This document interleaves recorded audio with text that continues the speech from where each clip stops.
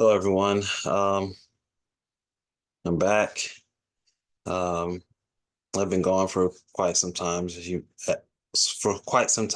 may have noticed, but I had a lot of life issues to work through. Um, but in 2024, I'm going to start off in the month of February in response to a video that came out it's been out for about, according to the log, it's been out for about 8 months. And I felt, I guess, compelled or an urge to respond to this particular video. Asked a lot of questions that we should truly consider. Some of them kind of grind uh, against some of the, I guess, preconceived notions that people have of Christians, and that sometimes Christians have as well. And some tough questions. Um, I'll give them that. The video I'll be responding to that uh, is entitled Rachel Kane's Brilliant Response to This Christian Question. So a Christian will pose a question. I can't say it's in the best of spirits. I'm not sure, but guys, I hope you are able to see. I'm hopefully I'm doing this right with the screen sharing. You may be able to view it, and it says, a Christian asks atheists, what will you say to God on Judgment Day? And the series of questions that follows. Some of them are very difficult for, I guess, for somebody new to the faith, and some questions are quite difficult for those who have been in the faith for a long time. I will provide this disclaimer. I'm not a pastor, I'm not a preacher. I'm just a guy who reads the Bible, studies the word, meditates on it, watch different videos here and there. And so I don't have any certifications of any kind. So take my statements however you like, with a grain of salt, value. Okay. But hopefully, if you find any value to, what I'm about to share with you, hopefully the Lord's touched that. And all right. So without further ado, this will be a response to a response video kind of thing. So I'll play some of her questions out, and I'll stop the video, just to let you know what I'm up to, or what I will be up to rather. And I'll let her have some questions out. And in the back, you see a gentleman in a hat and a blue shirt, and it is he's giving kudos to this. So this is actually more of his response to her response. So I guess this is a triple response kind of video. But anyway, without further ado, I'll go ahead and get things started and just give my take on things. Front of God. Why did you stay hidden? Let me play that question back. Okay. What are you going to say when you stand in front of God? Why did you stay hidden? Why did you stay silent? Why did you demand faith instead of providing evidence? Why? Okay. So she asked a series of questions, and as you can tell, this person is more of an atheist, and as you can guess, a lot of these questions are going to be more accusatory. You will hear a lot of blame shifting in the questions that are asked. But let's focus on the questions themselves right now. She asked 3 questions so far. Why did you stay hidden? She's talking about God, as if she's, because the guy is asking, what are you going to say on Judgment Day? So she's responding as if how she would respond to God. So her questions are, why'd you stay hidden? Why'd you stay silent? And why do you demand faith instead of providing evidence? Really, a lot of these three are very connected. Almost the same question. And I guess my response to that would be, why'd you stay hidden? Why'd you stay silent? Well, many of us view the Bible as not just a book of fiction, but as a series of documents of eyewitness accounts, which were actually recorded by other people who saw it, who saw the happenings of the events that were going on at that time. In most cases, when it comes to history and historical documents, most of it is rather easily accepted, especially if it's not in the course or not in the circle of Christianity. Now, once it comes in the circle of Christianity and, Jesus is involved, a lot of things are called into question as to whether or not this is actually a historical document. Why? Well, those who follow the faith, kind of already know the answer to why that is the case. But why did so in response to her question, why did God stay hidden? Why did God stay silent? And to those questions, God was not hidden. God was not silent. The Bible is filled with God communicating, be it directly or indirectly. He communicated with us, with our predecessors, with those who were on this earth first. And he showed himself to other people first. And as himself, mind you, or at least a portion of himself, he showed himself in different ways. And one of the most well-known documented ways would be in the when he became flesh and he walked among us as Jesus Christ. So why did you stay hidden? Why did you stay silent? Well, in a Christian response, at least for my response, I would say he was not hidden. He was not silent throughout the course of history. Now, if you're asking as an individual, why'd you stay hidden? Why'd you stay silent? I would say it wouldn't have mattered. If a person is determined to, close their eyes, to certain things, then it really doesn't matter if he showed up or not.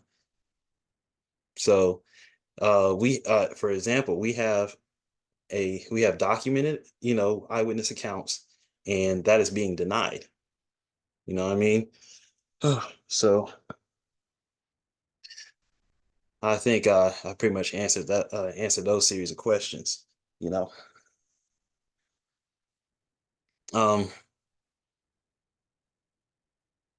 That'll bring me to I guess another point. Like some would say, hey, you never removed your hat in that video, Chris. That's a nice hat, but you never removed it at all.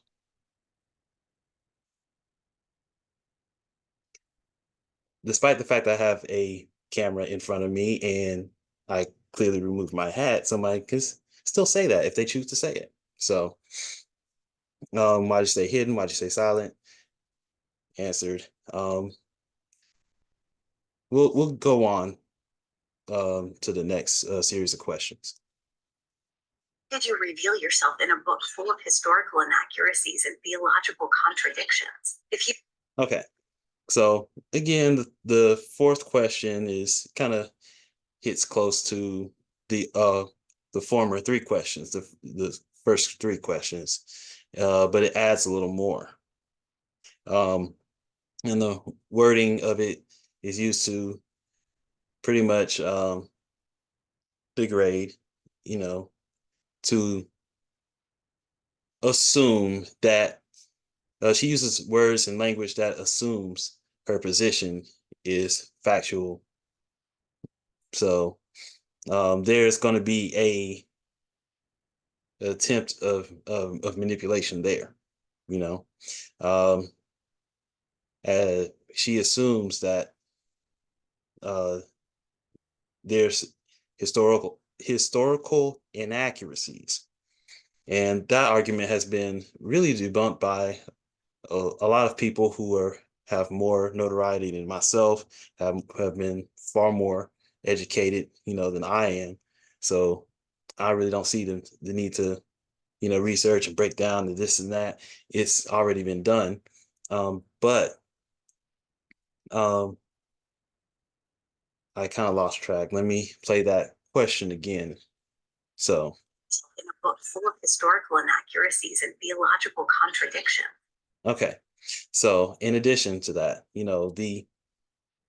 she states it in such a way because internally, like subconsciously, at least is how I view it. Consciously, they like to paint, subconsciously, I would say that there's this idea or just this thought concept that they have where they view God as a construct, like AI, like artificial intelligence, and it's bound by rules. And the concept is, if you lawyer it well enough, what you can do is, since, God says he's all true, all knowing, and things of the like. And if you can prove that God isn't true by presenting contradiction, then certain things like hell does not exist, And I guess the idea is that, well, we can kind of invoke, the removal of such things if we can prove that it's all false, from a human standpoint. I think we lack the power to do that. We lack the understanding to try to undo a higher being with our level of intellect. There's so much that we don't understand. Even about, we can't even agree on love. We can't even agree on, there's so much we can't agree on. The definition of peace, the definition of morality, and we're going to try to, word it in such a way so we can try to undo a higher being with a higher understanding of the words that we are getting from him, so that's the issue I see with this argument. I don't have any of the technical lingo of which fallacy this is or whatnot, but from a layman's point of view, or in layman's terms, this is what you can kind of think about when you hear questions posed like this. If you knew that the vast majority of humans you created would end up in hell, why did you create them? Why did you create hell? Okay, so she has two more connected questions.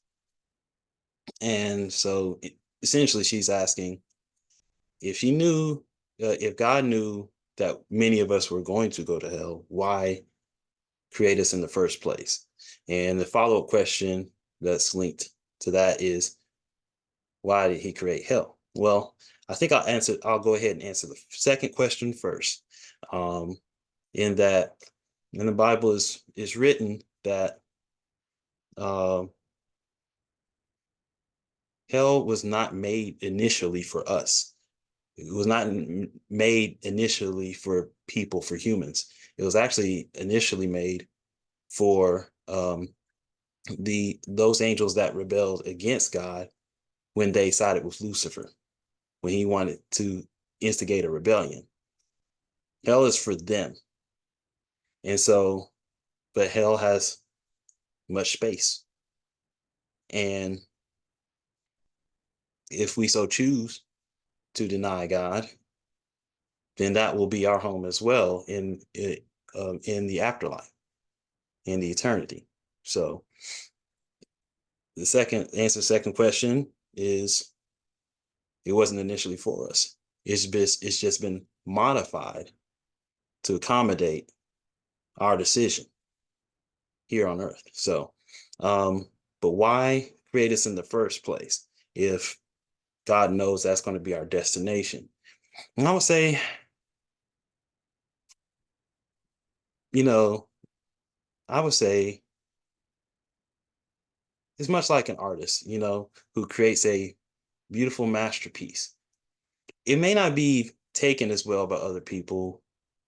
There's certain artists who will write songs, lyrical artists who write songs, poetry, um, some who will, draw paintings and things of that nature. And others won't see their value. You know, we won't see our value. And I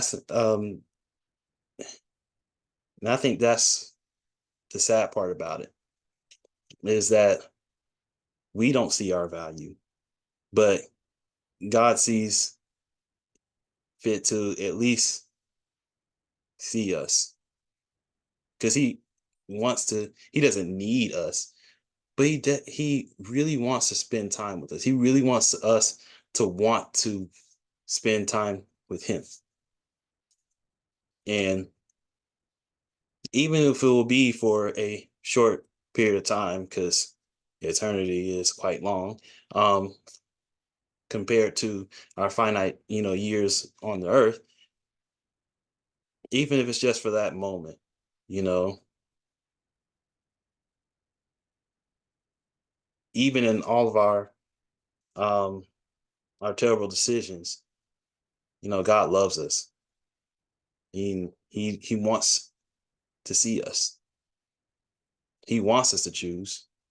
He's not going to force us to, but he wants us to. He wants us to make that decision, and we are one of God's, greatest masterpieces. I don't know the correct plural pronunciation of it, but we'll say masterpieces. And anybody seeing this video can correct me, if I'm wrong in my pronunciation. But anyway, I'll continue on. How is infinite punishment justice for a finite crime? Okay. I thought this was a pretty kind of interesting question. Kind of heavy, because it caused me to think a lot. You know what I mean? It was definitely interesting in that, well, first it didn't come off as accusatory. It came off more like a inquiry. But I mean, you can kind of, the tone may be presented that way, but it's still, I would say it's a question that needs to be looked into.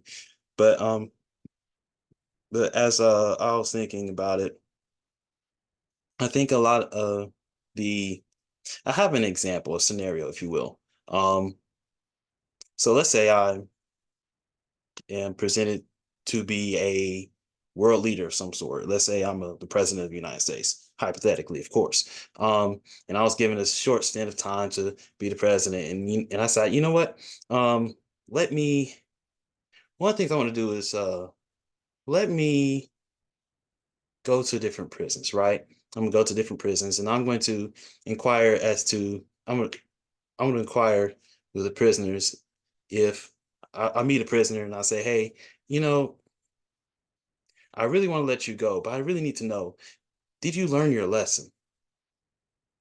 And the prisoner of various different crimes will probably think about it like, what's this dude doing? And then he'll probably say, you know what? Yeah, I learned my lesson. And I'll say, you know what? You're free to go, right? Now, other prisoners start to ask about this, word gets around, and I started going from prisoner to prisoner, having them sit down with me and asking them this question, in a very similar manner, and they start giving me the very, very similar answers, and each of them gets released, right? It's almost like a, next kind of thing, next, next, next, very quick. Um, I know you're waiting for me to get to the point. Um, well,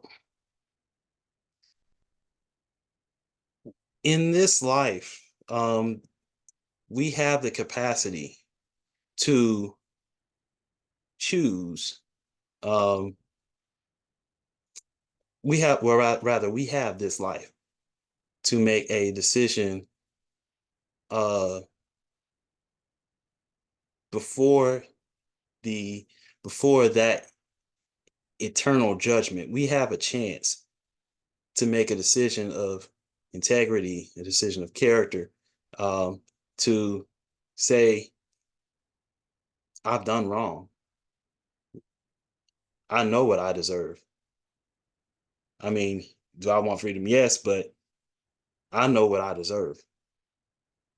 And we have this lifetime to do it. Now, if you go, and this will go into another question that she's going to ask, concerning, punishment and whatnot. And I think I'll kind of um, come back, refer back to this moment. But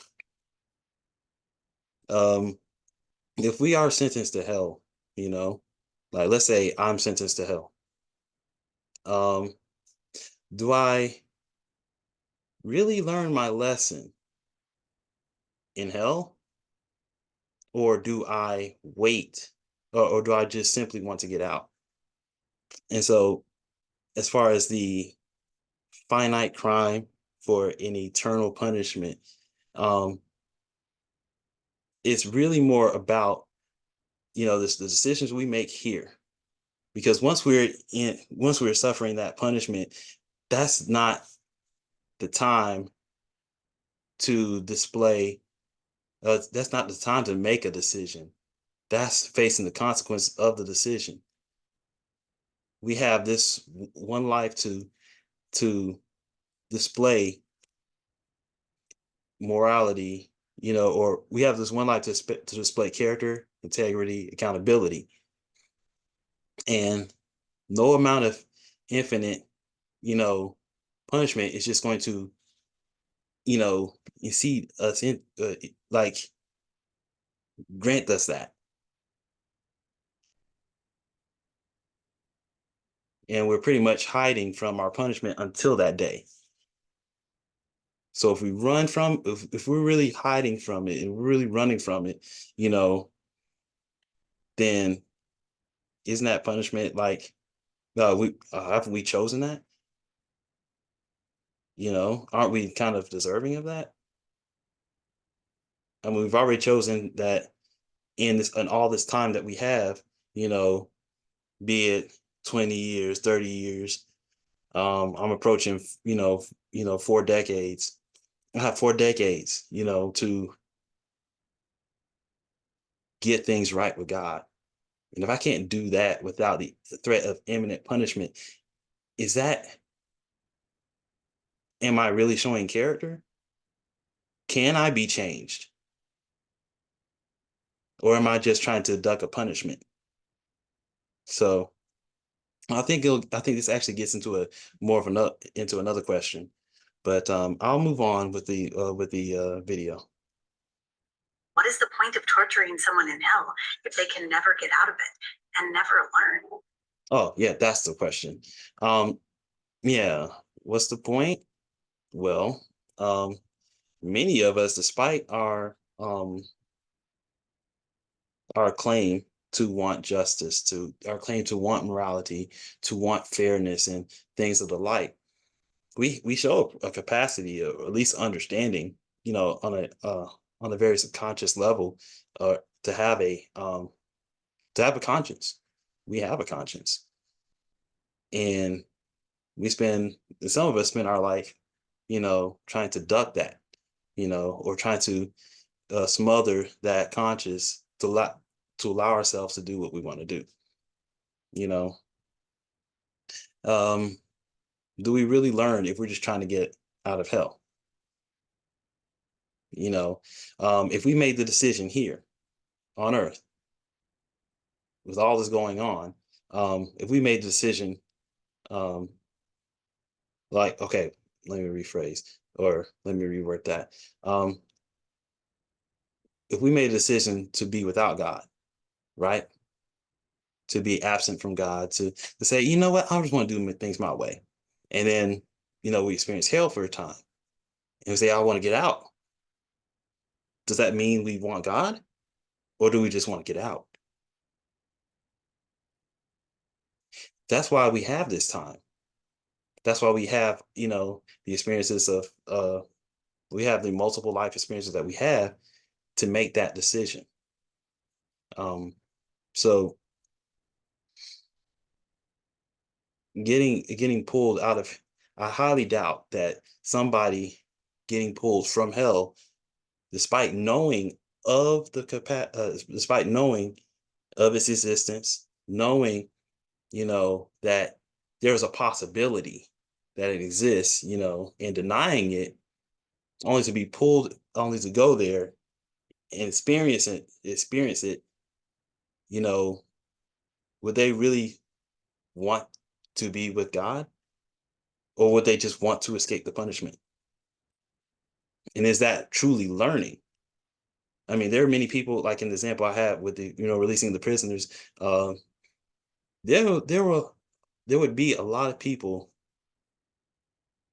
who would just plan their sin better in a grander way, or in a more sly way, really, in order to keep from getting caught and going back to prison. And we know this. We know that, I mean, some people come out reformed, but that's because in them, there's conscience, that convicted them at some point or another. And I can't see that happening, any differently in life eternal, one way or another. I can't see that happening. Well, oh, I'm in hell now, get me out. Okay, we get you out. Okay, cool. So now I'm in heaven. Let's see if I can get away with the same stuff. Like, that decision was made on earth. So I'll continue with the video and stop rambling, I guess. Why would you purposely tempt Adam and Eve? Did you want them to fail? I mean, when I had children, I baby-proofed my house. I didn't light a fire in the middle of the living room and tell them not to get close to it. Why didn't you? Okay.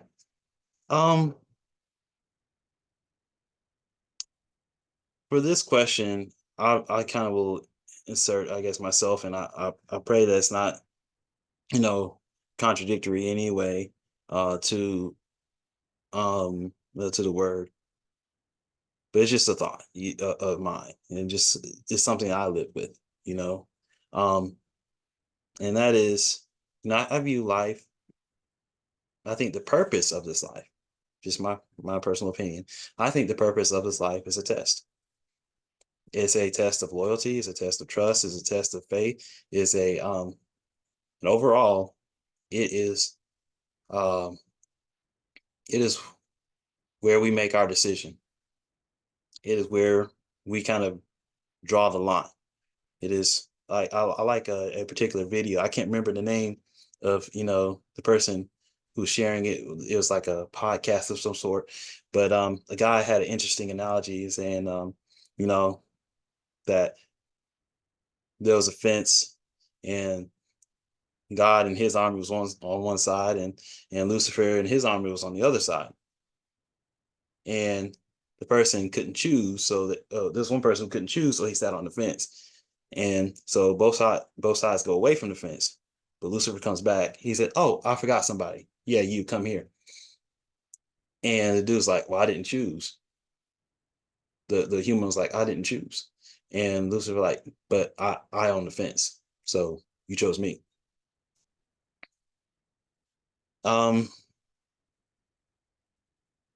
So this, I believe, I like that analogy, but I think it, that and certain other events in the Bible,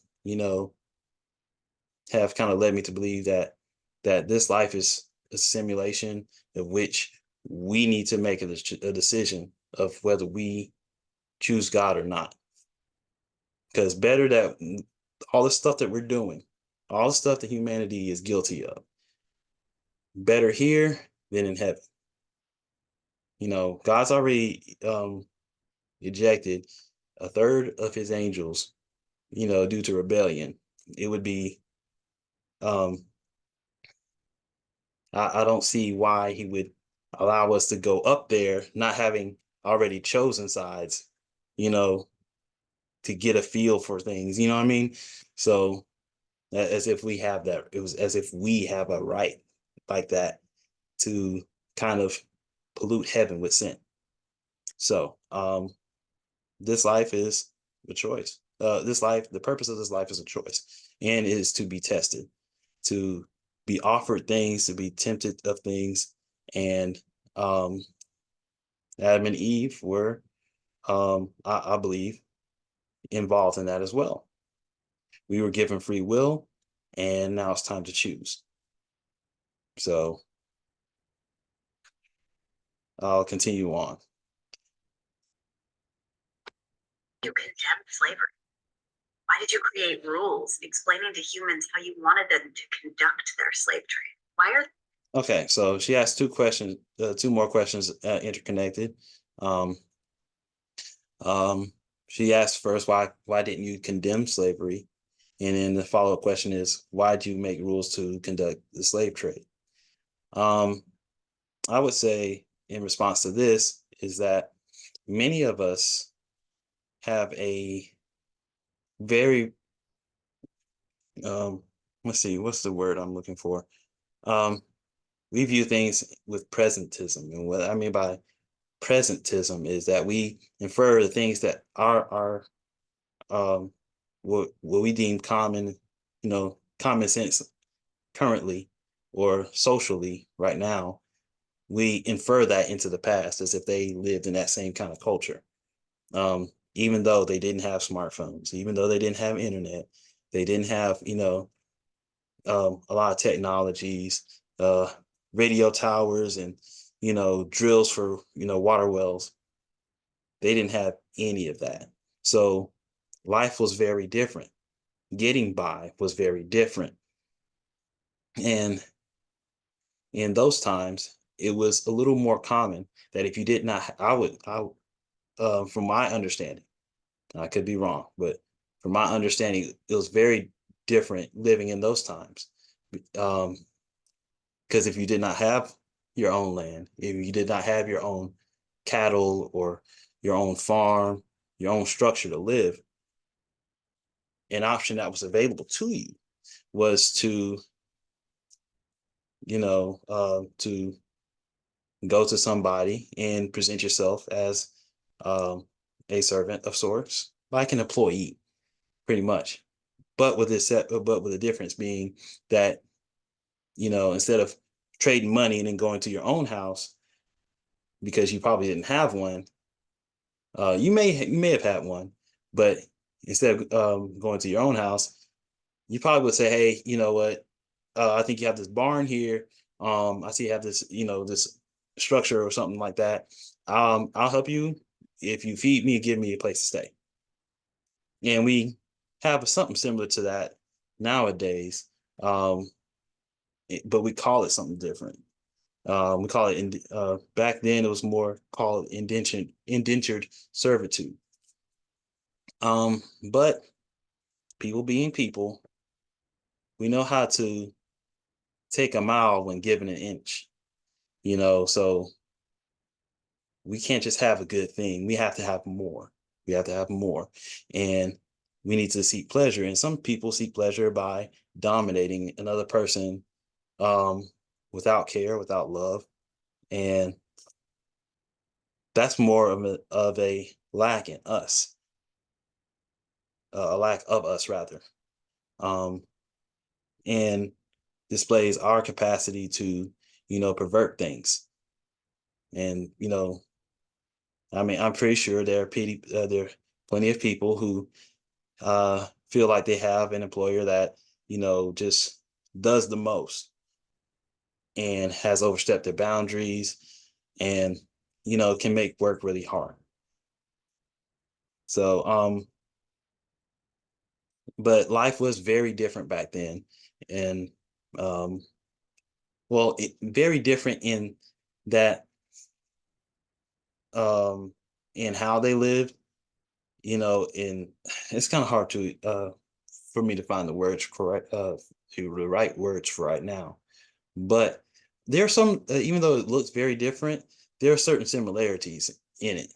If we really, take time to kind of step back into those times, you know, mentally, of course. But anyway, I'll continue on with the video. Why did you think keeping the Sabbath day holy was more important to include than not holy? Did you think? Okay, so she mentions the keeping the remembering the Sabbath and keeping it holy out of the 10 within the 10 commandments, and she refers to she says raping people, but she's talking about a forced adult play, we'll call it that. This is when that question came up, I'm like, we struggle to keep the many commandments that that those who aren't Christian would agree to.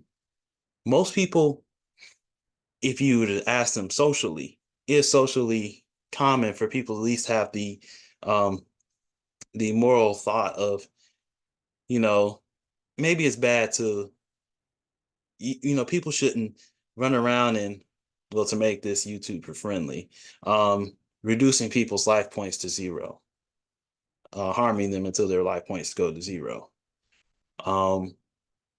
Or maybe you shouldn't take things that don't belong to you. Or,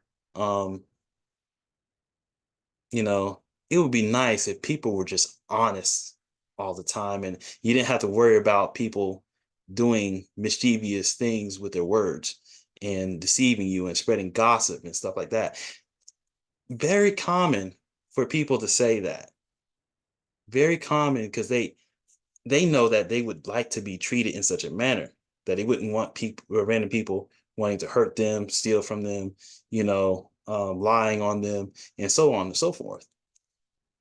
But how many people do you know personally that will say, "Oh, I hate liars," but they lie pretty frequently? They say, "I hate cheaters. I hate adulterers." But these would be the very same people that will keep a roster, a romantic roster. The very same. And then when you confront them, oh, well, see, it's different for me because,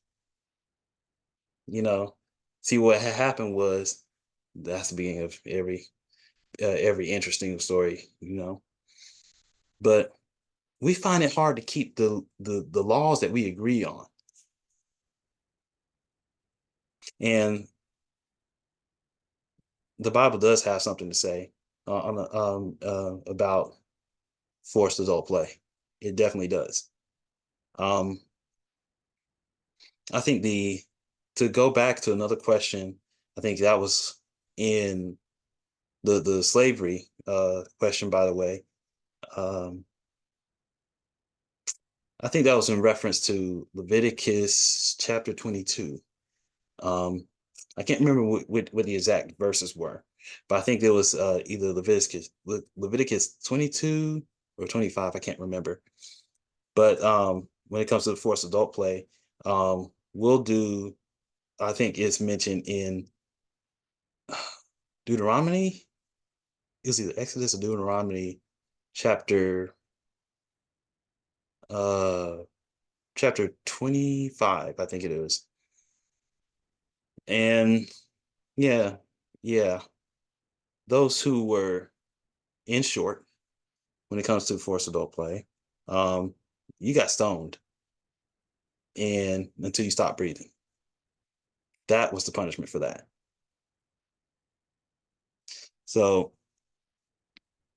but the heart of, like, the one of the golden rules that most people outside of the faith, even recognize, although it's not so much mentioned today, since we enter the year 2000, is treat others how you want to be treated. We can't follow that. We don't follow that, you know. But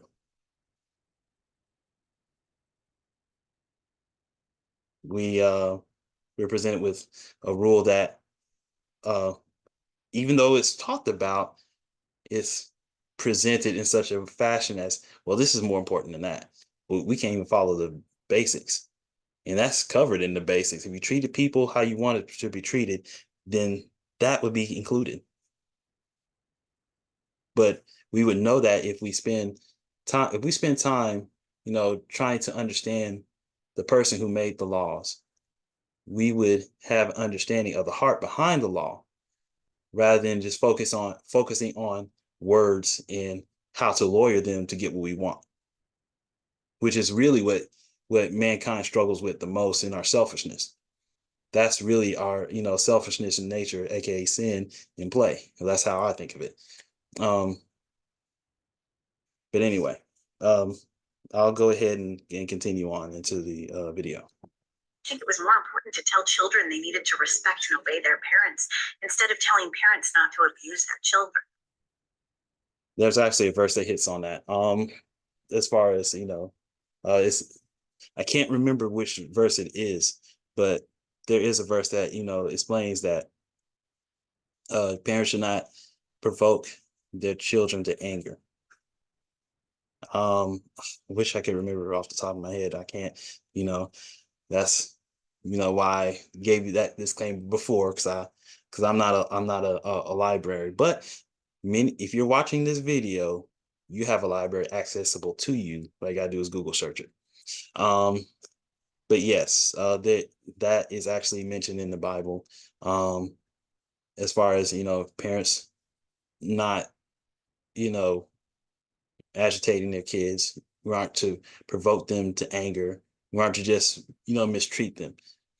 And even Jesus personally, you know, spoke very detestable in a very detestable way. I can't remember the exact words he used, but he did mention that there is great punishment for those who harm children.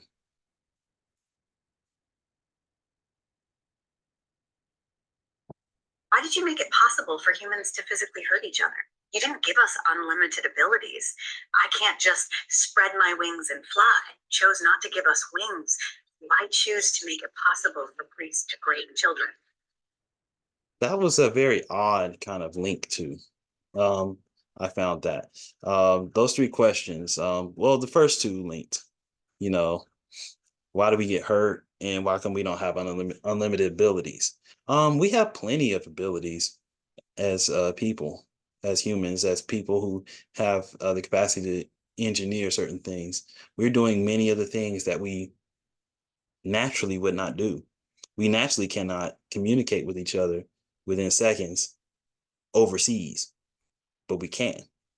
We naturally can't, cross, from one shoreline to the next, hundreds of miles away, but we can. We naturally aren't built to go into the sky, but we can. We found different ways to, work around our natural inabilities, and you know, that's a blessing. We're not superheroes, but thank God we are not. Thank God we are not, because if we had unlimited abilities,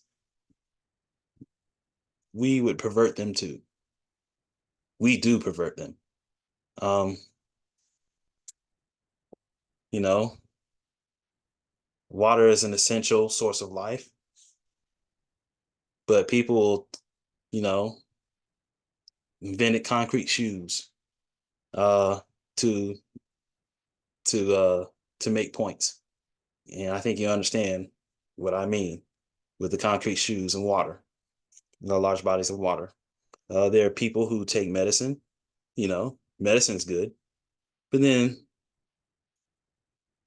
there are people who harm themselves and harm others with the sale and, redistribution, illegal distribution of it.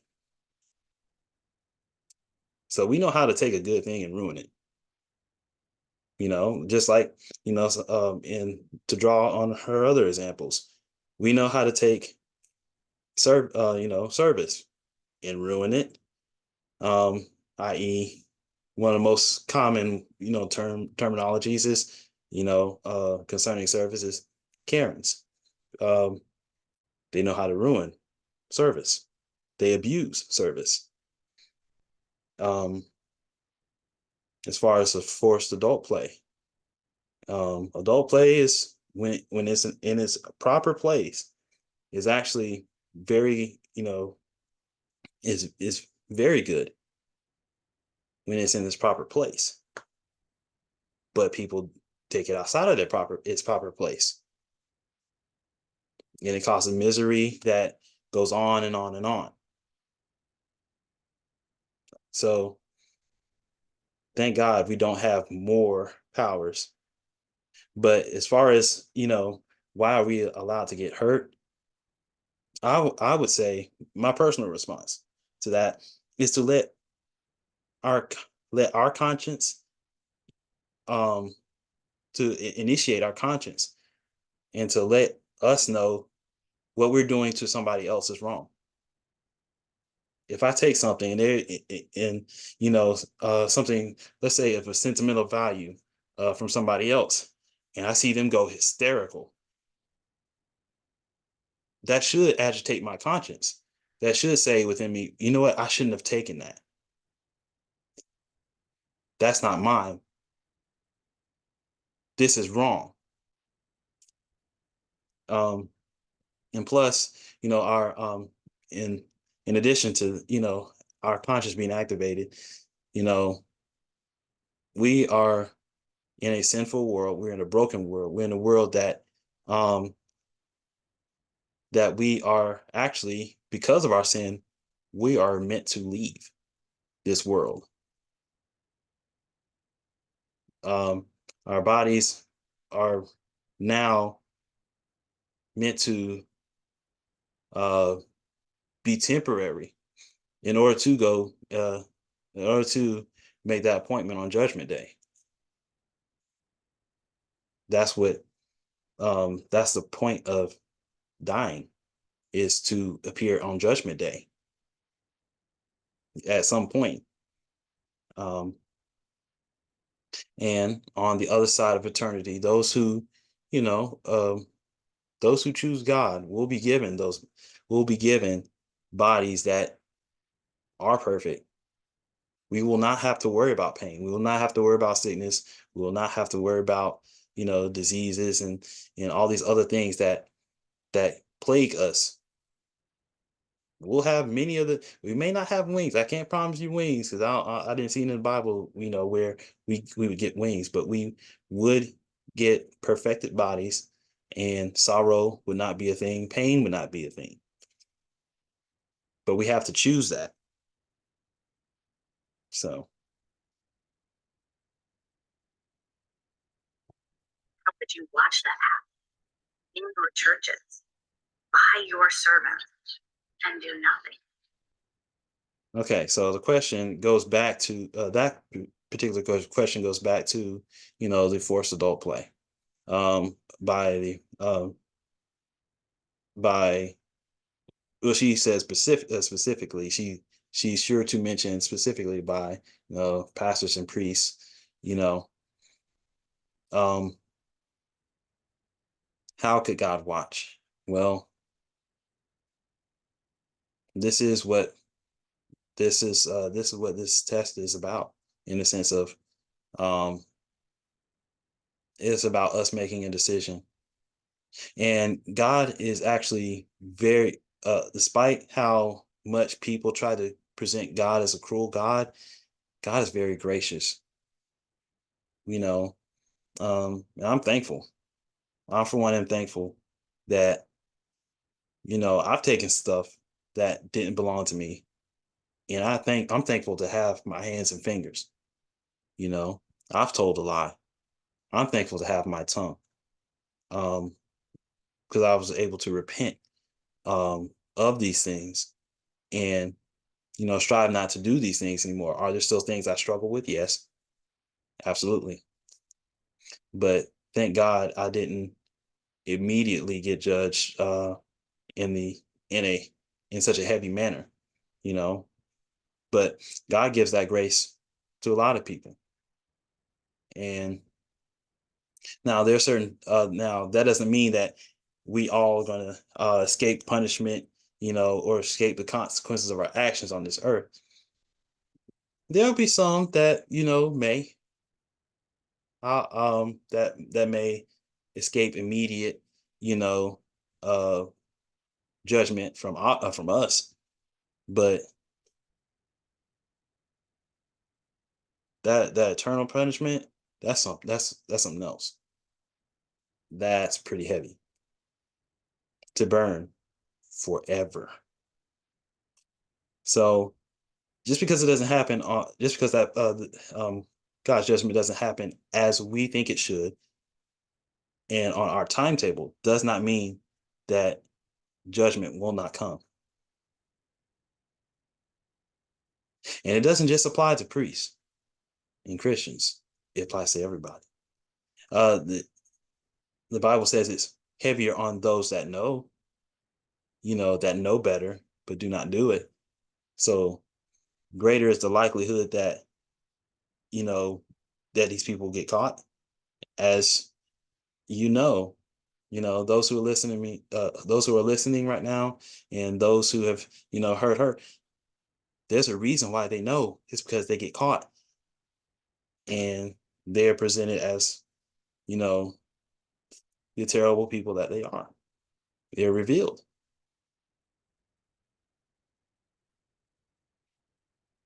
And but it's so much easier to point to them because it keeps the eyes off of us and our wrongdoing, our individual wrongdoing. It's easy to point them out rather than look within. So that's all the response I'll give on that particular note for right now, anyway. You treat people like they're expendable backbenchers in other people's story. Trying to test Job, you allow his children to die, as though they're not people in and of themselves. Okay. Well, the Bible is very clear on this. God is our author. And he knows when we began, he knows where we end. We are his creation, and he is our creator. Thereby, we are essentially background. Well, not back. Well, I guess background characters, sub characters. And we have this life to understand that and humble ourselves to that knowledge. Because when we believe ourselves more important, that's where our pride kicks in. But the but God calls for humility from us to understand this point. Yes. Yes, we are under God. We're not above him, we're not equal to him. No. We cannot, for example, to those who, have such an issue with heaven and hell, they aren't capable of creating their own to escape to. They aren't. I mean, they can imagine one. I mean, but good luck trying to evade punishment into your own world. into your own form of eternal escape. So yes, we are. We need to. I mean, those of us in the Christian faith, yes, we need to humble ourselves. We are under God. We are underneath God. That's our packing order. We need to understand that. I can't remember exactly what that second question was, or the second point to that question was. I'm gonna go back a little bit. Oh, Joe. Yeah, I struggled to answer that question too. I struggled with that question, more than a decade ago. I want to say about maybe 2 decades ago. Um, and I was actually kind of brought to peace when I came to, believe, what I believe is that this life is that testing ground. And later on in the video, you'll see the guy in the blue shirt in the back, who's stitching this particular video. He'll go on to kind of give kudos to that. But Job's situation, at least from the way I view it, that this is a testing ground. We're to choose God or choose to allow our temptations to take us with Lucifer. We're making a choice between God and the devil. And Job, in that story, Job, he was not. I mean, the guy in the blue shirt, he presents it as a bet, as most people say, kind of, um, will state it, oh, well, God betted with him, and blah blah blah blah blah. But this is our loyalty test. There's certain like channels that actually kind of you that you can view. I actually watched a few of them, but in which a person will test their spouse or test their girlfriend, test their boyfriend. They get this crew together to um, to put their significant other in a situation to see what they will do, to see if they are presented with this great guy or this beautiful girl, will they remain loyal or will they try to get this person's number? Um, and that's kind of what this is. We are to see if this life is to see sin and to make a choice. And in the case of Job did not have anything that could be tempted. He didn't have he had everything. That's what the story was about. You know, when God and Satan had that conversation, Satan couldn't tempt Job with anything because Job had everything. Because he said Job wants from nothing. So there's really no reason for him to walk away. And that's why, disaster fell upon him, when, Satan started wiping off, taking things away from him, was to test and see, well, if things aren't all rainbows and butterflies, will this guy turn on me? Will this guy turn on God? Now, those who know the story of Job, he did not. He felt, great pain and misery, but he still, remained under God. He didn't shun God. He didn't, I mean, there was a point where he got frustrated, but even then he still had, the understanding and um the humility to approach God and ask his questions. And even though he did not, get the answers that he wanted, he still was shown much grace and much love. So I think she's going to go. If not her, then probably the other fellow is going to go into that a little more concerning Job's kids. But let me see.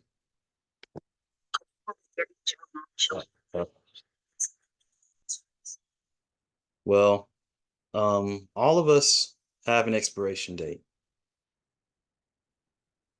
That's a fact of life. All of us have an appointment.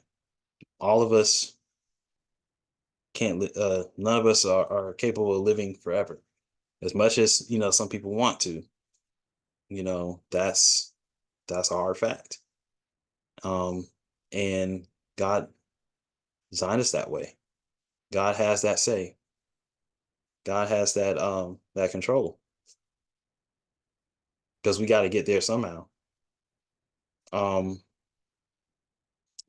as far as the questioning, of the, of his kids and giving new and making up for the old ones passing away. Well, Jesus tells us very clearly that we should be at a place of where we value God. We love God more than we love, each other. We should value God more than each other. Pointing to the, I guess, for lack of a better term, packing order. But Jesus commands us to love God more with all our heart, soul, and strength. And love, and then after that, like underneath that, in that particular order, God first, and then the rest of us.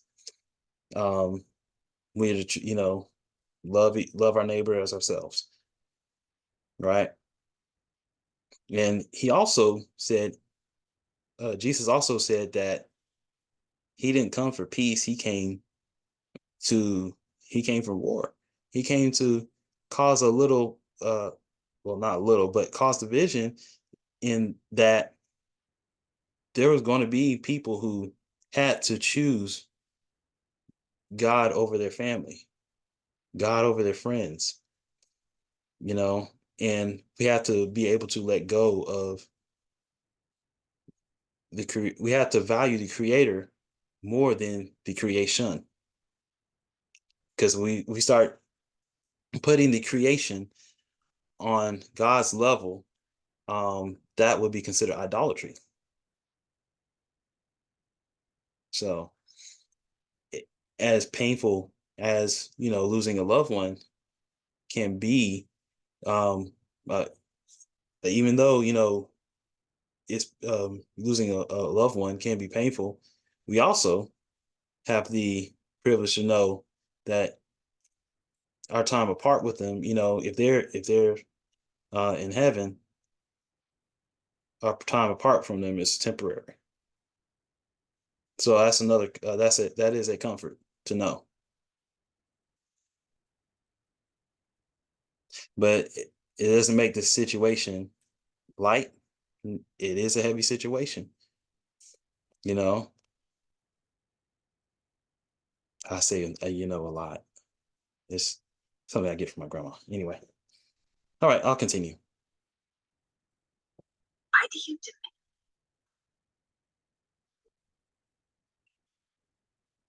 Okay, why do you demand love and worship? That's kind of like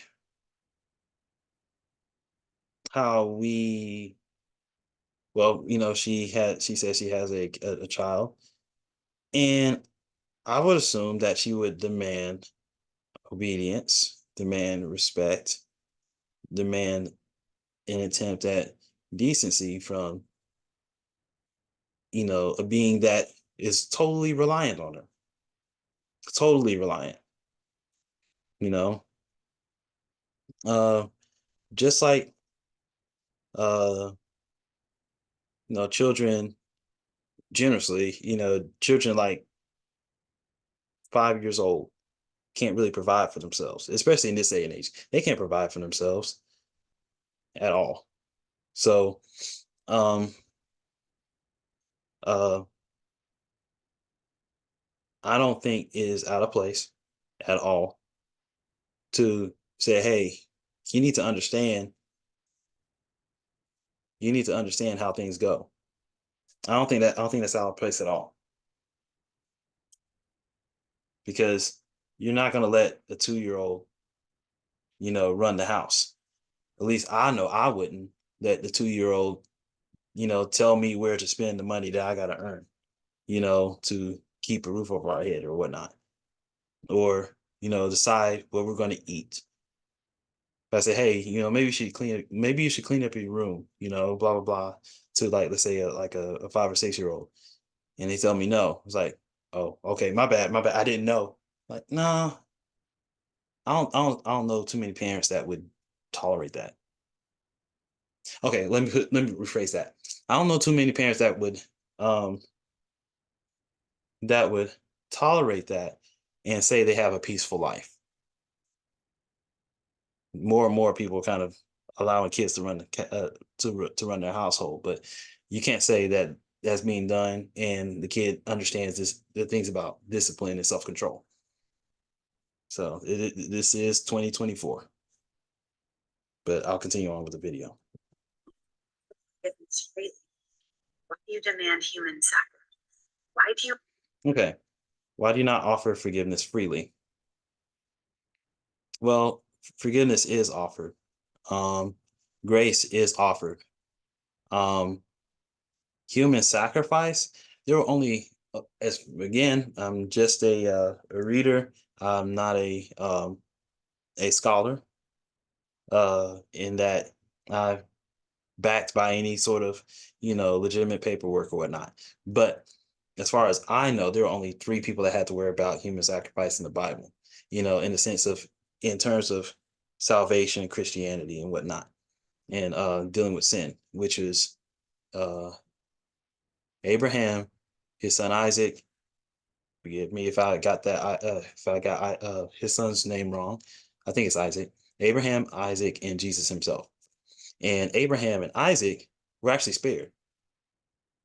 And it was only Jesus that was presented as the human sacrifice. And in Abraham and Isaac's case, it was to test Abraham to see if he would give up his precious son that would that it that I mean Sarah was around 90 years old when she had that child, and that's about how long they were waiting for this child. So he was a miracle child. And yet still Abraham was still willing to give him up. Now, thankfully, God sent a lamb to take the place of Isaac. But God just needed to know if just one, he just needed one person to say, hey, I'll do this for you, Lord. And God was like, you know what? I don't even need it. But thank you. I appreciate the sentiment. Now, I mean, Lord, forgive me if I'm, putting the wrong words in your mouth or whatnot. Um, but Jesus was that sacrifice. So we don't have to worry about human sacrifice. The only things that were sacrificed in our place, back in the Old Testament, we don't have to worry about sacrifices anymore, really. But in the Old Testament, what was common to be sacrificed were lamb, goats, maybe a calf, doves. And there may be a few types of animals I'm missing, but human sacrifice, no. That's been covered already. But there's another part of that question I think I need to address. Let me go back a little bit. Oh, forgiveness. Well, he offered forgiveness, but there's a decision with that. Yes, there's you have to believe. In this lifetime, we are called to take up our cross and follow him. We're called to, you know, sin no more. We're called to try to live a better life. And I personally, now again, I can't, speak, in the sense of like, well, I know God so well that, I'm going to put, no, but, as somebody who, is honest and saying, maybe, what if I were placed in that kind of position? You know what I mean?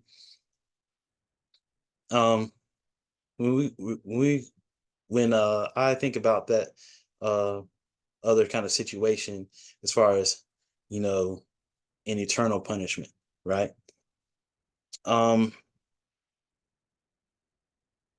I go back to thinking about that, and you know, if a person doesn't learn,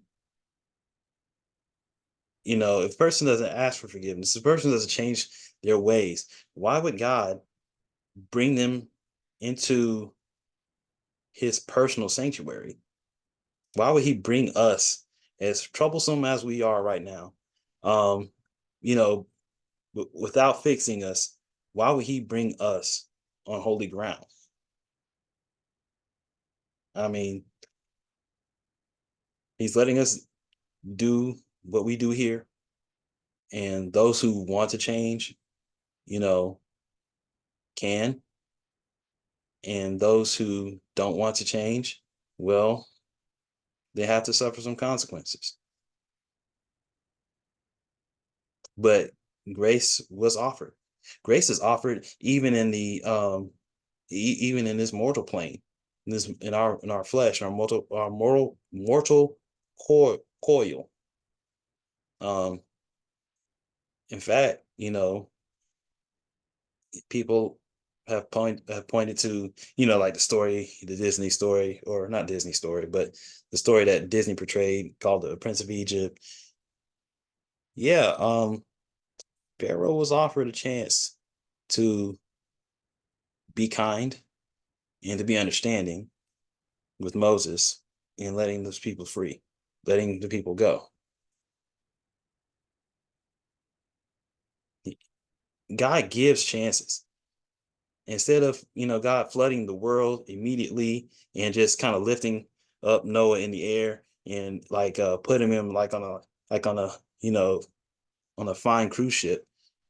He says, you know what, let me spend some time with Noah and his family, or at least, let me enjoy the presence a little bit, and Noah can, participate with God and build that ark. But God made the decision over 100 years before. I think it took Job maybe like 70 years to build the ark, but God made that decision to flood the world over 100 years beforehand, because people were just out of hand. Things were just out of hand. They were doing the most, kind of like now, but people were doing the most, and He gave Noah, um, well, Noah's, slow building of the ark was, you know, I don't want to say it, but I want to say about the best term with like um, a hesitation, because God didn't want to do it. We are His prize, we are, precious beings to Him. He doesn't want to do it. That's why it took uh 10 warning, like we'll call it 10, warning shots for the back to the Egypt example. It took 10, plagues, or 9 plagues before the 10th one. It's like, I don't want to do this. I don't want to do this to you. Change your mind. Change your mind. Don't play with me right now, please. Change your mind. Well, maybe not the please, but don't play with me right now. Change your mind. And but we also see, in terms of Jesus' life, how people, were healed. They came to Him. They asked Him for healing. But you have to deny Jesus in order to say, that God doesn't, offer forgiveness. That's Jesus was that was his whole purpose of coming here, was to offer a path of forgiveness and grace. Now, if you turn that away, and then just like the hat thing, like you offer that, if you turn that away, then there's really no helping you, because that's just you making the decision to deny, something else for something that you want more, that favors you better. Why do you demand human sacrifice? Why do you demand perfection from humans that you acknowledge are incapable of achieving it? I would. No. But he does not demand perfection. He knows we're already perfect. Just like she said, the Lord knows that we're not perfect, but he asks that we give an effort. He asks that we try. He asks that we, repent. And that's not demanding perfection, as a requirement to get into heaven, because he knows we can't achieve it, just like she said. But there is a chance of forgiveness, and despite our inability. For example, the thief, like when Jesus was being crucified, there were two thieves. One repented. He did not have, the capacity to change his. He didn't even have the capacity to change his ways. All he had was that time and that moment to make a decision. And Jesus saw his heart, and he said, you know, today you will dine with me in heaven. That thief did not have a chance to even seek perfection, or seek to better themselves in the sense of like to, seek to try to model um, the way a Christ-like life, a Christ-like walk in this life. But he had but the Lord, saw his heart. And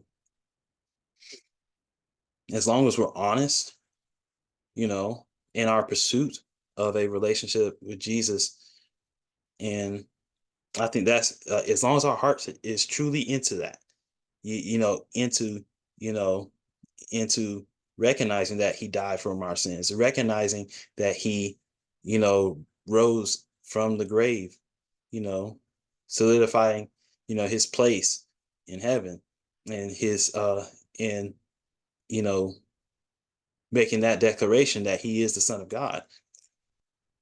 If we recognize that, and we, do our best to build that bond, that relationship with him, that's what matters most. In fact, um, the qualification for being Christian is to admit that we're wrong. Is to admit that is to know our place. Is to admit that we're wrong. Admit that no works that we can do can allow us to demand a place that demand a spot in his home. So we can't do that on our own. We can ask, but we can ask, we can humbly ask, we can recognize who we are, humbly ask for forgiveness, and seek a relationship, with our creator.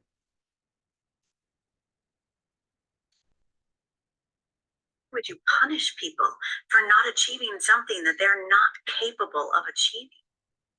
We don't go to hell anymore, or we don't go to hell due to sin,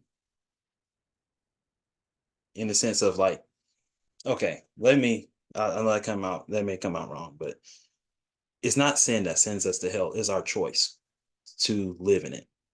It's our choice to choose it over God. that sends us to hell. It's not our lack of perfection. That's what I mean to say. It's not our lack of perfection. It is our choice to choose the thing that, that taints us, the thing that perverts us, to choose it over God. That's what sends us to hell. So it's not like she said, our lack of perfection. And I'm gonna go back and see about if I miss something on that. Achieving. Why would you punish people for not achieving something that they're not capable of achieving? Okay, so yeah, that pretty much covers it. When a school fails, we blame administrators. When a war fails, we blame generals. When a country fails, we blame its leaders. If this earthly system that you conceived of and ultimately created has failed so badly that you have no other option but to destroy it with fire, how is it our fault? That's the crux of, that's the centerfold, that's the foundation of her argument, her question, her line of questioning. That's the foundation of it. Is how is it our fault? And the gentleman in the blue shirt kind of like has his hand on his heart. That's his kudos to that statement. Um, that's his it's like the thumbs up to that statement. Let's put it that way. And to that I say scenario time. Okay, so a man goes into a hardware store. He sees an item on the shelf and he says, "Hey," he calls for help. He says, "Hey, can you explain this item to me?" It's like, "Oh, yeah, sure. Uh, by the way, the man is us human people." And so the store assistant says, "Oh, sure, let me explain it to you. So this thing right here is a hammer, and it's a tool, and you use it to drive down nails in order to construct something. So you use it to connect things.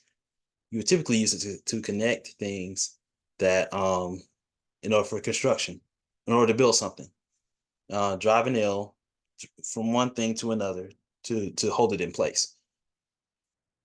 So, word, really? The system's like, "Yeah. Oh, and this backside is used to take out whatever nail you do if you make a mistake." So, "Oh, okay, cool." So the guy purchases this hammer and goes outside. Now the hammer is a tool, or a hammer is something that he possesses. The hammer is, for us, free will. Let's say it's free will, right? Now, if that man decides, "You know what? I know it's used for this, but it seems pretty heavy, and I don't like that guy over there. Like, he cut me off in traffic. He just so happened to, you know, come around here. So I'm gonna walk up there. I'm gonna teach him a lesson, right?" He goes over there, whacks him, right? Who is held responsible? Whose fault is that? Even in our, limited understanding, we wouldn't hold the hardware store responsible for the misuse of an item that has a clear use, that has clear instruction or use. It's the person who wields it and you know who misuses that item intentionally. We misuse our capacities intentionally, selfishly. We cannot hold God responsible for our actions. And that's part of that character and integrity test right there. Is holding ourselves responsible for the things we've done, and understanding that that you know we can't just forgive ourselves out of it, nor can we blame shift and push it all on God. It's rarely, if ever, at least I don't know of a case in which, you have in a court case in which you have a plaintiff and a jury and a plaintiff and defendant rather, and then a judge, and then I have never heard of a case in which a defendant was able to plead his case and hold the judge responsible, and the judge get a sentence out of that. I've never heard of it. Not in the US, not in China, not in any other, major form of government or society ever has somebody been able to usurp that with words and say, you're guilty. Yeah, it doesn't work that way. So if we use our though we were given good free will, our misuse of it is our fault. Why do you blame your failed creation? And if you really wanted me to believe that you exist, to trust that you are good, to be inspired to follow you so that one day I can be the best, most loving version of myself, then why on earth would you send this follower of yours to my page to tell me that he is looking forward to the day I end up in hell? Okay. That image was really hard for me to see. I did take a picture of that. And should you decide to look up this particular video for that image, if you're able to, I think you should read that for yourself, and you'll probably understand that this person that she's referring to, well, she's presenting him as a Christian. He probably is. I don't know, but um, the person's English is not English, and punctuation is very it's very confusing. Like, I can't quite understand what this person's trying to say. But let's assume, for you know for lack of a better term, let's assume that for all intents and purposes, that she's you know this person was honestly saying that this person hopes that she burn in hell. That would definitely be wrong on his part. Christians are not called to do that. True. However, that's not God. That's not God's fault.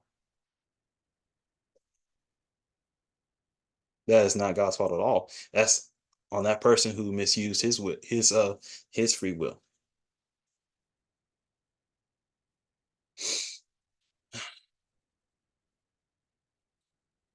So I there's a attempt to blame shift right there. It's like, well, since he has your name, then then it's your fault. Like, no, not necessarily.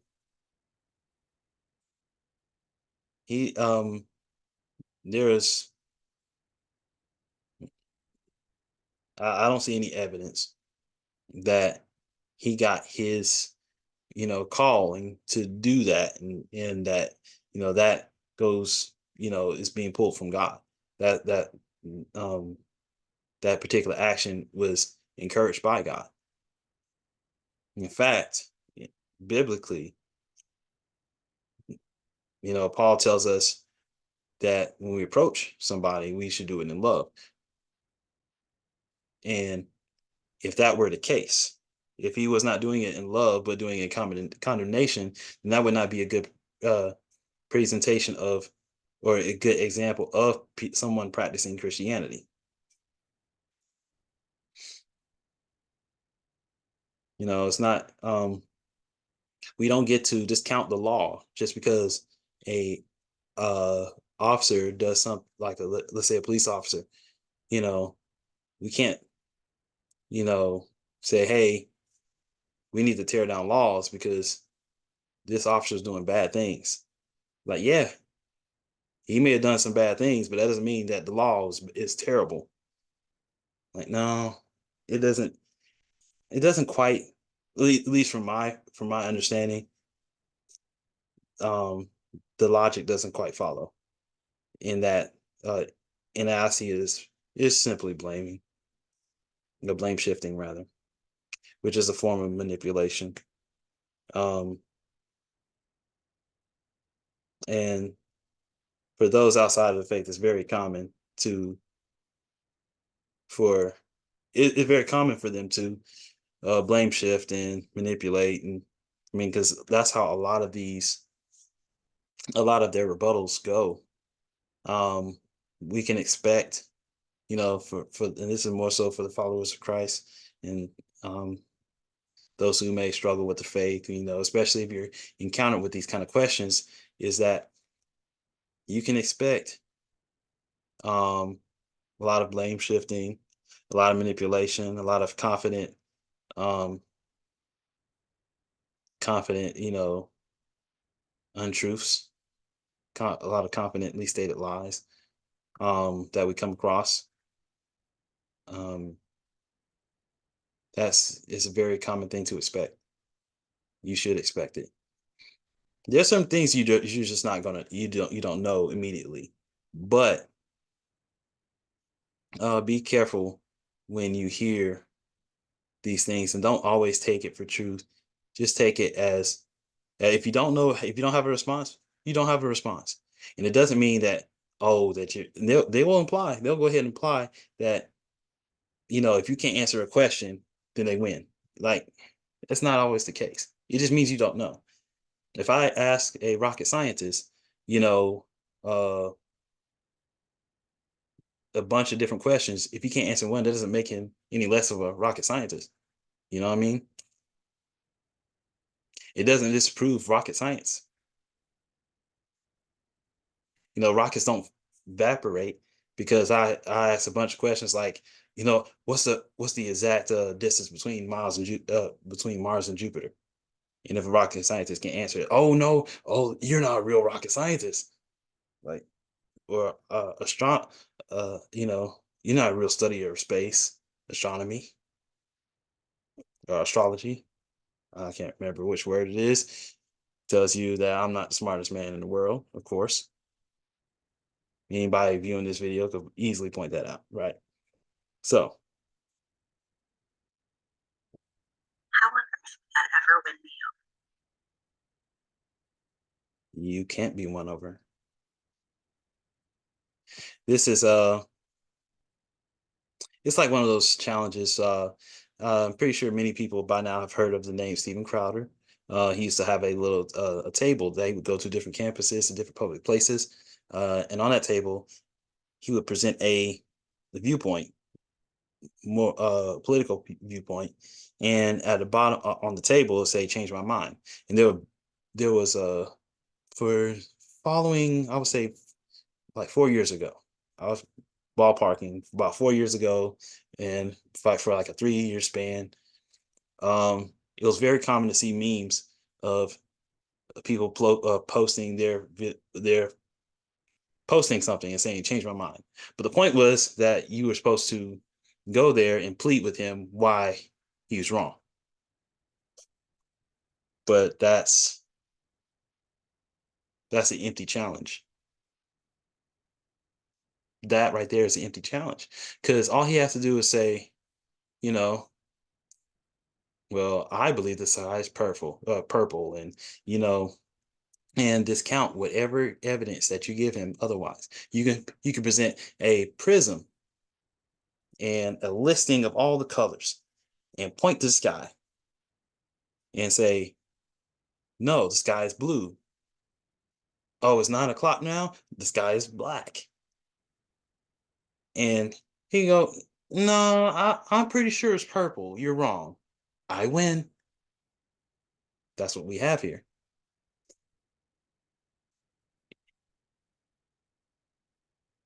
So long as the person chooses not to be won over, you can't. You can't win them over. And there's some people who cannot be won over. It's a fact of life. It is listed in the Bible. Pharaoh could not be won over. God was literally, through Moses, augmenting reality in this man's face. And he was so prideful. Pharaoh was so prideful. He refused God still. He couldn't even, like, his magicians probably kept up with like a few different like maybe two reenactments of the plague or whatnot, or in displays of magic. But Pharaoh didn't understand that. But he still held his position, believing that he was God, and he refused to let the slaves go. It was costing him greatly, and he still refused. It did cost him greatly, and he still refused. So, but that shows you the sway, the strength behind free will is you can make any sort of decision that you want and hold to that.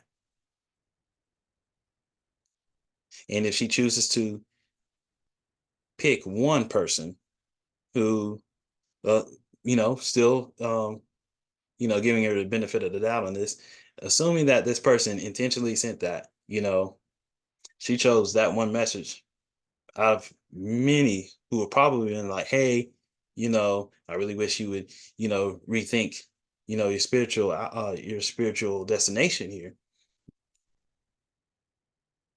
No matter how many loving, messages that she may have gotten, she chooses this one to kind of throw it in the face of Christians, in the face of God, blame God for it,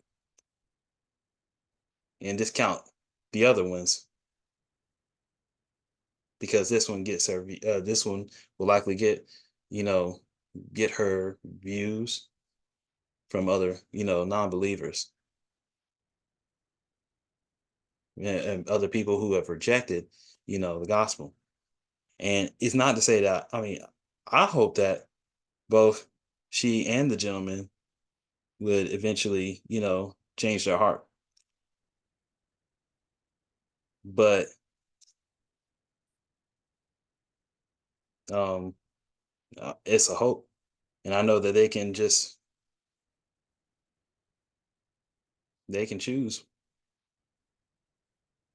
And so long as they choose, there's nothing I can do about it.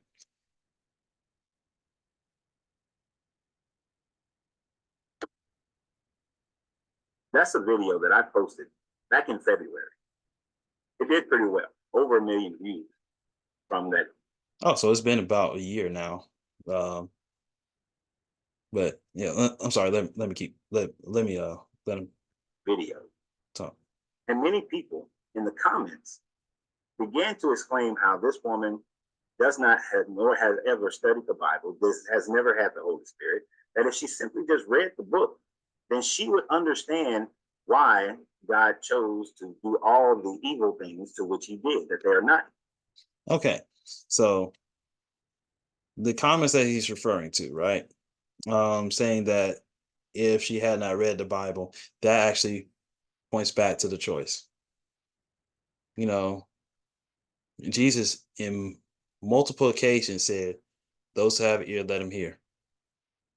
And, and when he was explaining certain things about the parables, to his disciples, he explains that the parables are there to confound those who are, to pretty much hide the greater message of the Bible from those who were of the world.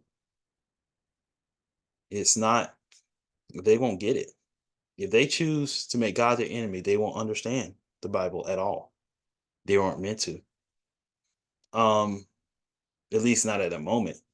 Now, if they have a change of heart and start to ask these questions honestly, there have been a few atheists or people who are agnostic in their belief who honestly, start asking questions about it and have come to, a saving faith.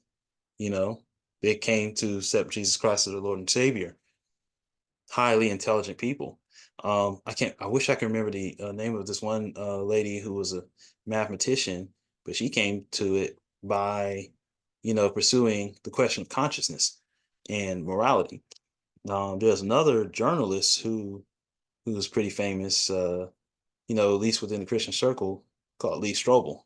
He wrote a book called The Case for Christ, and in it, he's like I said, he was a journalist, but he was a serious professional journalist, with great renown, but also you know, I guess like for lack of a better term, a very educated, diehard atheist.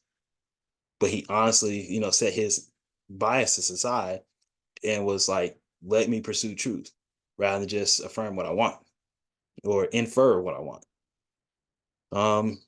In more recent times, we saw a similar, I guess, uh, turning with Jordan Peterson, Dr. Jordan Peterson. When he first entered the eye of most of the eye of media, pretty much,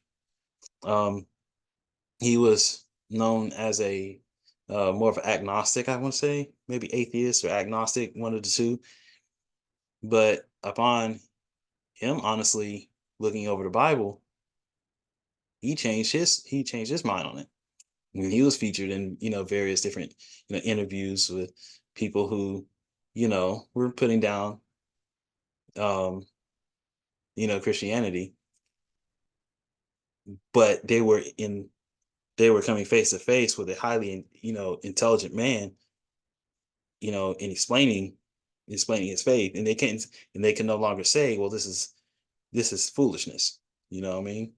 They could choose not to believe it, but when you have somebody who is a great deal more intelligent than yourself saying that the Bible has merit, it's kind of hard to present that person as a fool. So, but I guess I got off a little bit of a tangent there, but his inference of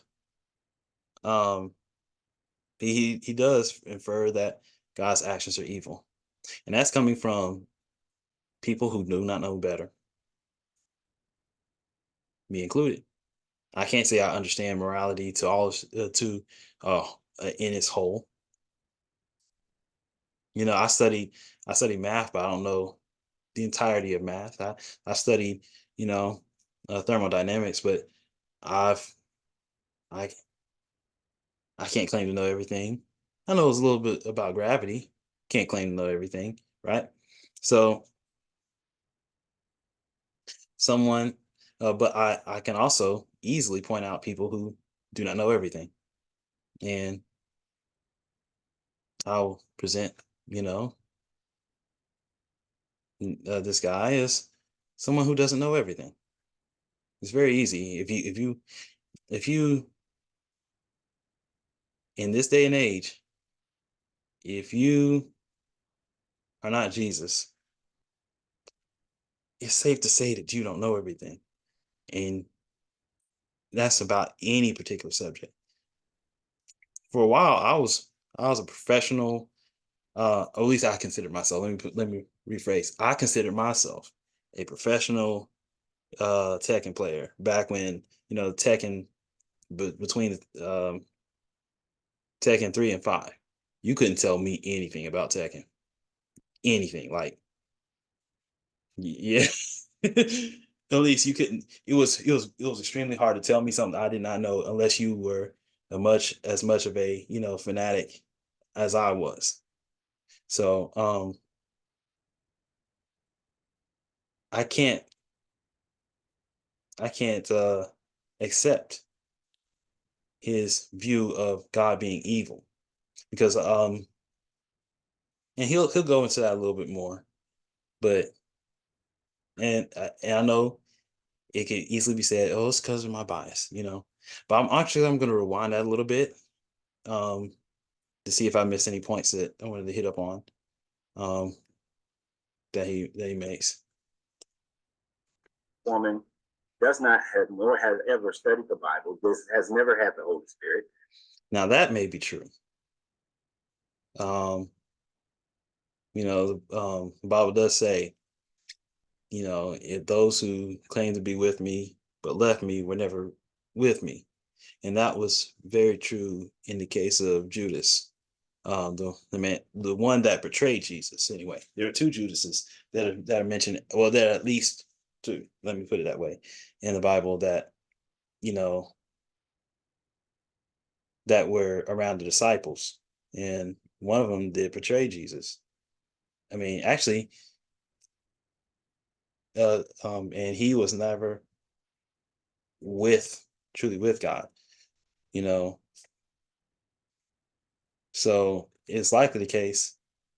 Well, I may be wrong on that, but to come into contact and to have the Holy Spirit within you, it changes you. It changes your view of things. And it could honestly be said that that person, like the comment suggests, that she has not had, a genuine contact with the Holy Spirit. So, but as far as the reading, that is correct. No matter how much she or he, reads, if they choose, so long as they choose to not believe, it won't matter. So, and he'll explain why in a little bit, I think. That if she simply just read the book, then she would understand why God chose to do all the evil things to which he did, that they are not evil things, they are things of a good God. Yeah, he's I think I've already hit on the morality aspect of that, and him labeling God's actions evil when it's actually us doing the evil that's arousing that's stoking the fury of God. Despite the fact in which in many cases, those who there have been so many, I can't remember, I can't recall anybody ever pleading to God, who weren't of God, pleading to God, and God did not do something in their favor, did not give them mercy of some sort. There's a king who, he lived a good life where he tried to live, in a manner that's pleasing to God, and he actually pleaded for life, and a prophet that once told him to die was told him to get his affairs in order, actually left and was turned around by and was given a message to give to the king that to say his life was extended. So in so many cases, there were when people plead out to God, when people pleaded to Jesus, for healing and things of that nature, he healed them. Many of them were not Christian. Many of them did not. They just believed that he could. But there are so many cases in which people reached out to God and God was there for them. But we had to reach out to him. We have to ask. We have to we have to humble ourselves. And we also have to present faith,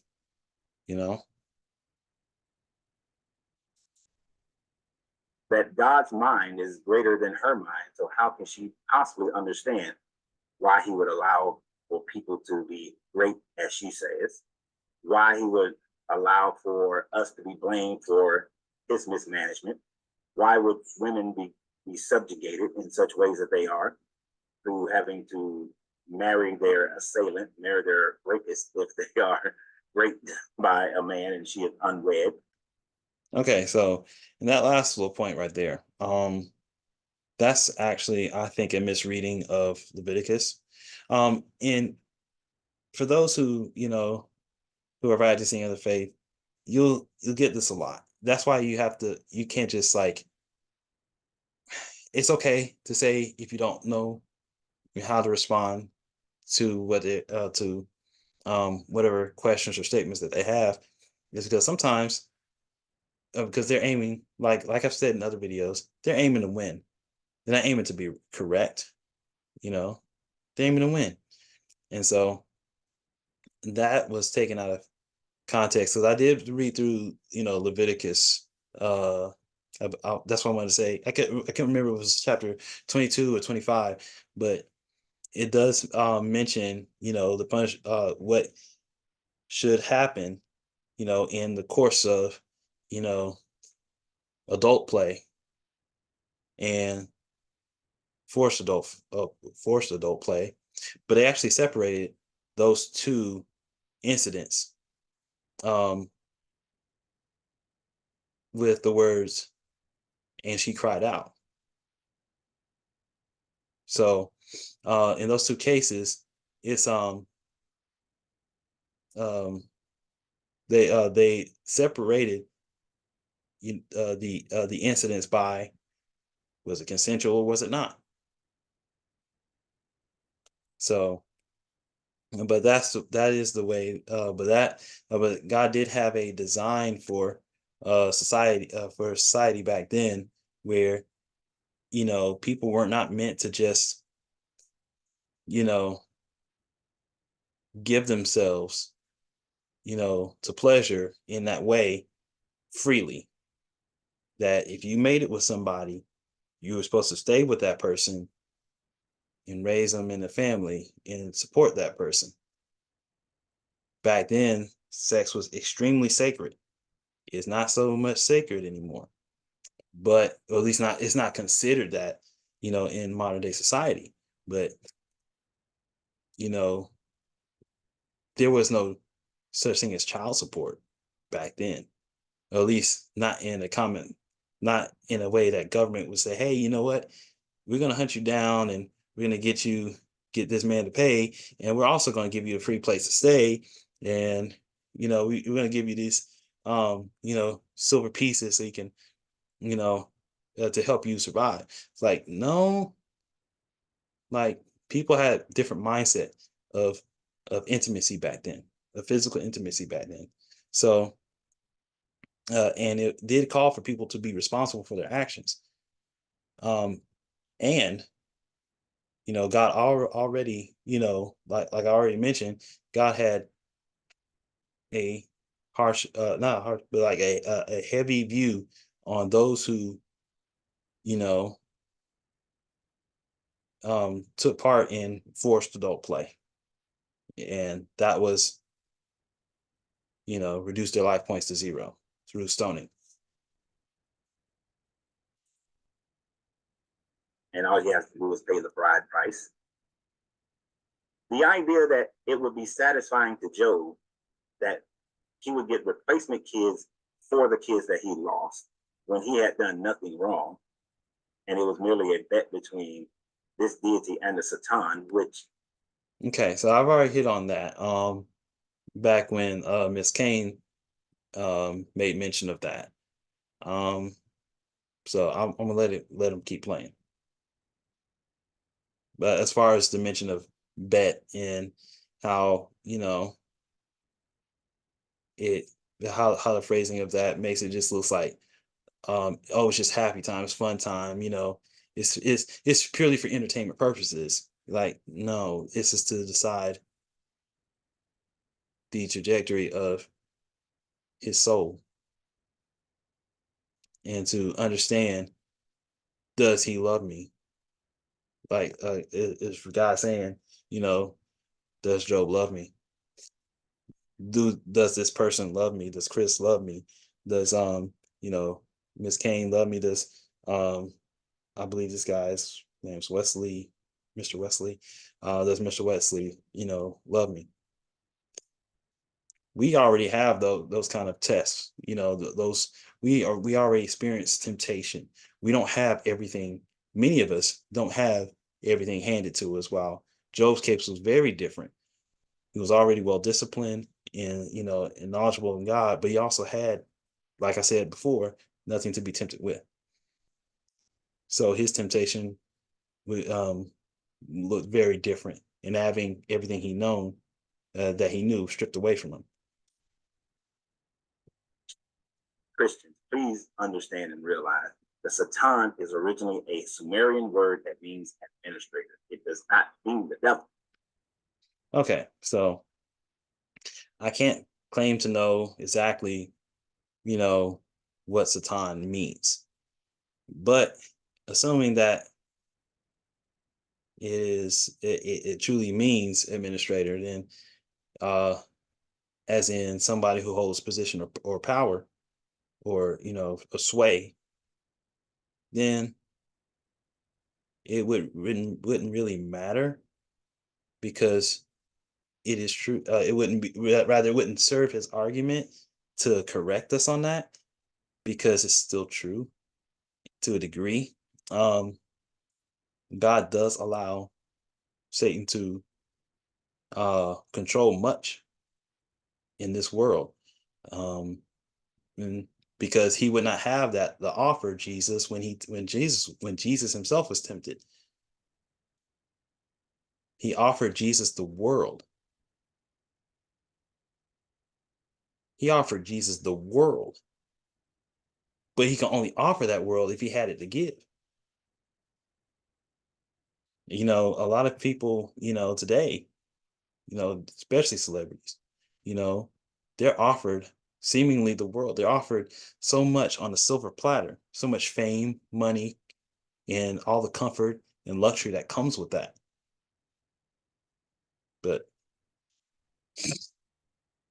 But that means that, pick your name, Lucifer, Satan, devil. He had it to give.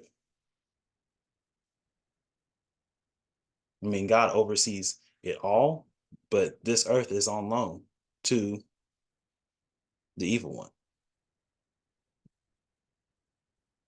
But that for all the faults of this world, it is Plenty of blamed it. on man instead of being blamed on God. Yeah, because it's our hand that perpetrates it. We have that hammer, just like in the other example I gave way back when. This is a long video. I'm so sorry, but take your time with it if you do decide to watch it. You say you need to read it to understand it, which is something that we do live on Tuesdays. We read your Bible Tuesday morning and we dissect it with it. He reads the Bible and dissects it. I'll let him keep going because he is arriving to a particular point that I want to address along with that. Out the predetermined landing point. If there's something good, it's good. If there's something bad, it's bad. There's something. Okay, so he discussed a predetermined landing point. And actually, I'm gonna have to let him go a little further because historical, it's historical, but it is what it is, nothing more, nothing less. Okay. Well, for right now, I'll hold him right there for a second. The predetermined landing point. He's going to challenge us. Oh, I'm sorry. We'll keep going. Actually, Challenge every Christian to truly read this book without a predetermined landing point. Okay, that's the thing I needed to wait for. Is the challenge to read it without a predetermined landing point. But he's going to go on to describe what's essentially his predetermined landing point. So he's going to ask us to not be biased for one way, but be biased in another way. So that's but he's gonna but he phrased it in such a way where it's like, well, what's true is true, what's good is good, what's bad is bad, what's false is false. But in most of, I don't know about those who've listened, to, different, different questions being asked about, about Christianity, about Christ, different inquiries from agnostic or atheistic people. But in most cases, a lot of these questions are presented with a false, or presented in such a way that there's manipulation at play, there's dishonesty at play. If you have to lie to make your point, it's strong. Okay, this is personally how I feel. If you have to lie to make your point, you likely had no point to make. You're just going for a win. And you can be clever. It does take some intelligence to be clever and and you know, it does take some intellect,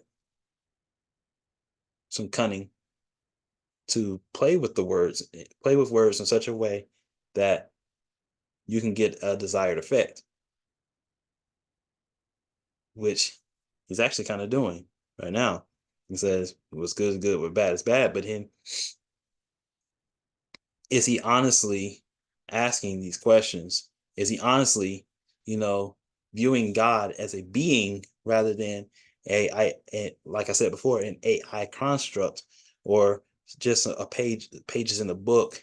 I mean, is he actually viewing this, you know, from an honest perspective rather than, you know, because it's, to me, it seems extremely dishonest to say man has no fault while we have free will.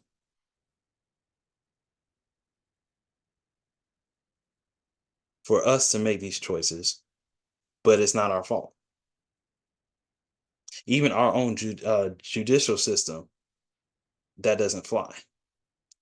We are held responsible for the actions that we do. And if that honestly weren't the case, then we would not there would be no need for a jail. There would be no need for a judge. We would just do things and we would just do what we want. And it wouldn't be our fault. So people cannot be punished.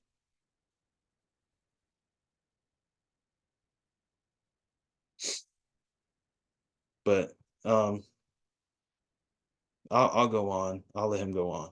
Hopefully that answers, or that serves as a response to that particular statement. And again, I'm not trying to be, like haha in your face, about my responses. I'm not trying to be like clever or whatnot. I'm just honestly responding. Not angry, just trying to be honest. This isn't about a win, this is about understanding and learning. Meaning that you have to read it without already having decided that this is going to be the word of God and that everything in this book pertaining to this God is good, and just. But it's okay if you already decided that God isn't what you want him to be. And that if you choose to read and choose to morph the pages, morph the words in the pages of the Bible, that's permissible. A lot has changed. Or rather, a lot can change by removing a word or two, which is why, Jesus, which is why I can't remember if it was Jesus specifically or God, but they said not to change, not to add to or take away from, the gospel, not to add or take away from the Bible. The sentence, I am not a bad person, completely changes if you take out one word. Not. That changes the entire context or the entire message of that sentence. In fact, in history, people claim that the Bible is used to enforce slavery. And that's a yes and no. Yes and no, in that fractions of the Bible were used, not the entire thing. Much of the Bible, I want to say, I can't remember if it was 1/3 or 2/3, but a great portion of the Bible was altogether removed. When it comes to, like slavery in terms of America, a great portion of the Bible was removed in order to enforce that, in order to push that idea. So that was man's perversion of God's word. That further points to us being the problem. Because God gave us, God told us how we should be treating each other. And man, that was man's hands that said, let's take it out, take this, and this out, so we can get what we want out of these people. That's humanity, not God. And if we were truly, if it were truly as he said, then people would not have had to do that in order to get what they want, get the results that they wanted.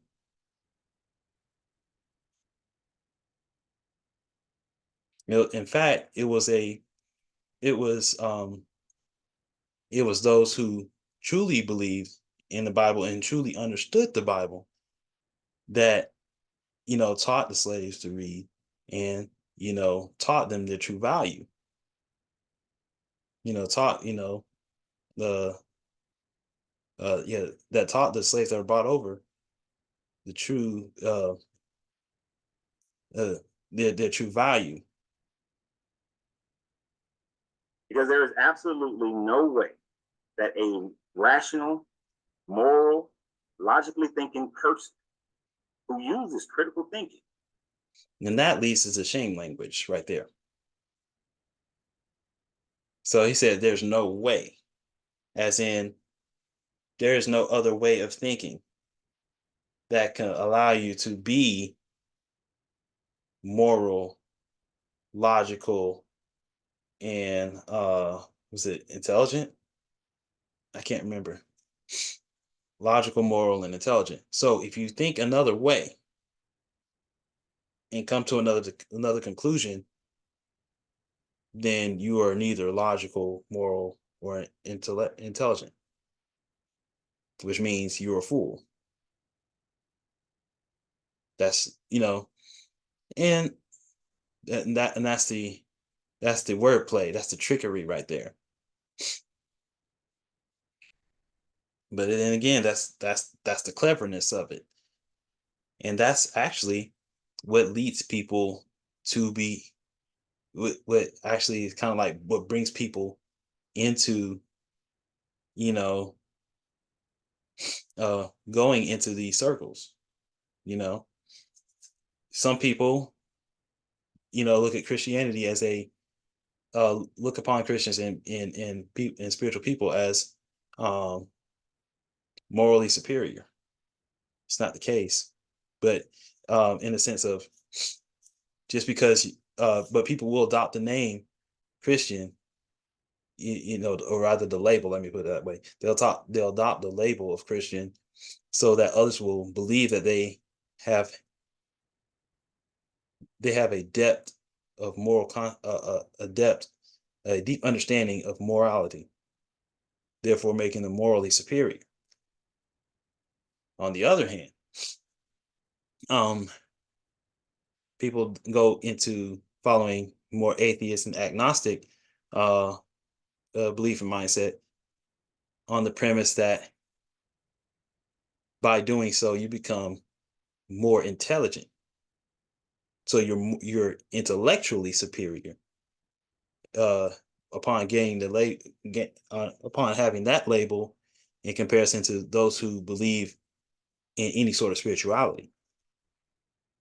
Now, and typically when you become, or at least from what I've seen, so I can't say I've experienced this personally within that circle, but I've just experienced how they interact with, me and other people in their stories. Is that from that intellectual supremacy, or superiority, they say, you know what? We can tell you how to morally think because we're smarter than you. And this is how they do it. Is they convince you that you don't know better and that they know better. From an intellectual standpoint, if they're more intelligent than you, then you don't understand morality. So let me explain morality for you or to you. And this is well, at least one of the examples of how they do it. And read this book in the way that we do on Tuesday mornings at 10:30, 11 a.m. on Facebook and YouTube, could possibly walk away from this book after studying and still believe that this is the word of a good God, but recognize that this is the... Well,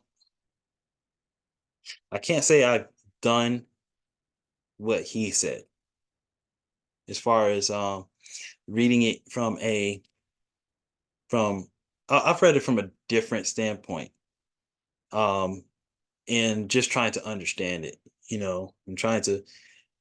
and trying to wrestle with those questions and things, yes, a lot of it kind of, it's tough to wrestle with some of that. It's unsettling to learn just how bad people are. The Bible is a double-edged sword. Some people think it's, all condemnation, but it is when used correctly, it's mostly a mirror that reflects our true selves. And we don't like the looks of it. It's one of the few books, if not the only, spiritual guide, a spiritual, book that tells the truth about humanity. Which is why it irks people so much, and people fight against it so hard. It's because it tells the truth on us, and we don't like it. But I can't say I've read the Bible in his manner. Instead, I've read it in a manner of, if I'm honest with myself, and sometimes and forgive me if this is the wrong practice, but I put myself in God's shoes and say, if I had to deal with it, with the situation that he's dealing with that God's dealing with in its proper context, or at least as much in its proper context as I can understand, how would I feel? And it's very eye-opening.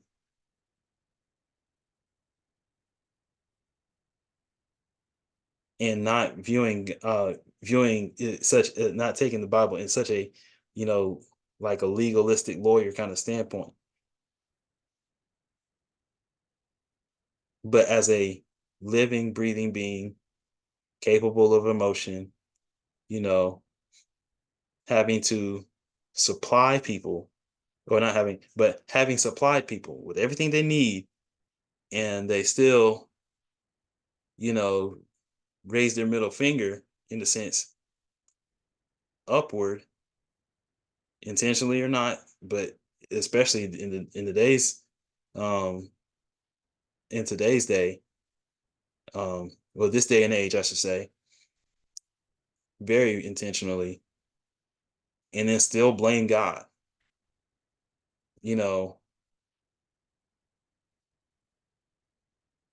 but anyway, I'll continue with the video. Cultural propaganda of a group of people who were trying to establish themselves after the Bronze Age collapse, which is when they were actually formalized in themselves. And then even after that, now I can't tell you what the Bronze Age is, so that much I don't know.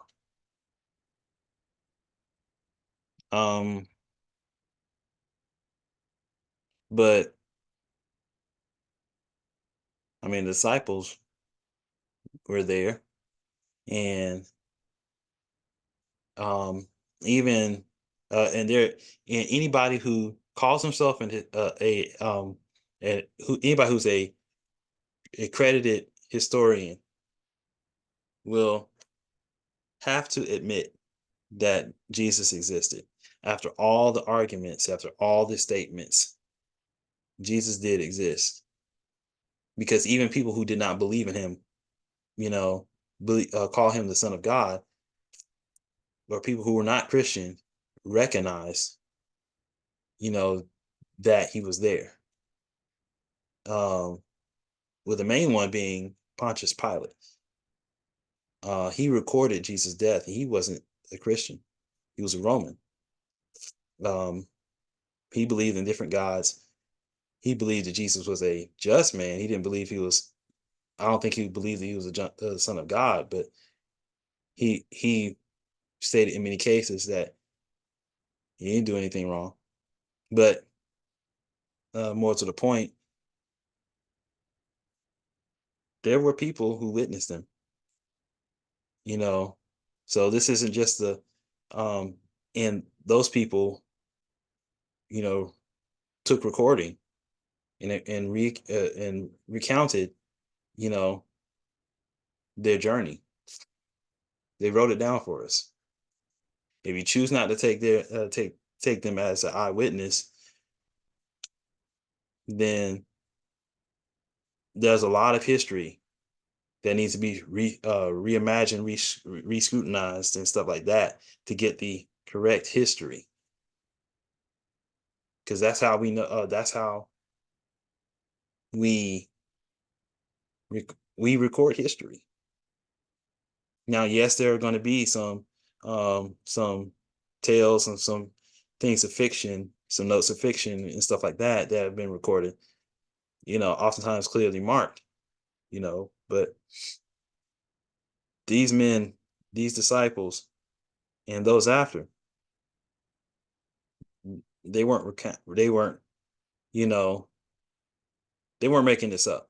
And the reason why we know that is because people don't allow themselves to get martyred for stories of fiction. I mean, there have been I just can't see that. I can't see somebody, suffering a fate pretty much worse than simple death, but like torturous death. People going through some very crazy things over a lie. I can't see that. But anyway, I think I got a little bit off the subject matter. A little rambling on my part. the stories are of that time frame, but they weren't written and done until after Hezekiah, Josiah, and Ezra, through the process of the Assyrian being conquered by the Assyrians, the Kemetic, the Babylonians, and then finally the Persians decided to make their own propaganda, their own history. Okay, so he's selling it as propaganda. But there are a lot of key figures, key names to research. I don't know. I'm keeping it 100 with you. I don't know. I don't know what I don't know. So I can't verify anything true or false on what he had to say about the Assyrians or Josiah or Ezra or the other, I want to say 2 or 3 names that he gave. So I can't confirm any of that. But to those viewing, I encourage you to research it. And you will find, well, you may find that you'll find the truth if you truly look for it. But after, several attempts of manipulation, I've kind of learned that, no, I have learned that you can't take people's words for it. You can't take my word for it. You got to do your own research. You got to do your own Google search or something. You know what I mean? Um, to find the right verses in the Bible, to find the historical documents that, or um, that finding the appropriate sites that log history, credited, you know, doctors, that people who place their livelihood on their credit, not just people who make up stories and say, hey, you know, did you know that Horus and Jesus have this in common, and Jesus is from, is actually retelling of Horus? No. Like, I'm pretty sure that person who did that, you know, did not put their career on the line for that. It was just something that they did in their spare time. So, but anyway, um, I'll go on. There is no way you can study this book, understanding the historicity of it, understanding the archaeology or lack of, and walk away still believing that this is a book. Okay, so he mentions archaeology. One thing a couple of things I do, I have researched, was that there have been chariot wheels found at the bottom of the Dead Sea, which specifically the wheels. I think there was a particular type of metal that was used in constructing the wheel, and that allowed it to keep its form throughout all these years, and where within the bottom of the Dead Sea. So there have been the chariot wheels and like spread out, and that confirms the splitting of the Red Sea. I can't remember what the name of the mountain is, but Noah's Ark was found on top, or rather, an ark was found on top of a mountain, which would be an odd place for a boat. But it would suggest a world flood. And obviously, you know, the life and rather the recording of Jesus Christ. So there's history and there's archaeology that's confirming that's confirming what is written in Scripture. So that much I can hit on. That some deity, who is a good deity, created. That you yourself have a higher moral compass than this God. So I love her videos. Her name is Rachel King. That strokes our ego. That we would have a higher moral compass than God. We live in a day and age where people are convincing themselves that they are not even human. People are pretending to be cats and dogs and butterflies. I think if we ever had a capacity to declare ourselves morally superior in any way, or morally or intellectually fit to state foundational moral rules, we lost it at that point. We've been lost it, really. But yeah, we've pretty much have lost it by this point, where we have people not even claiming to be people anymore, outright denying reality. I'm not even going into other things, but so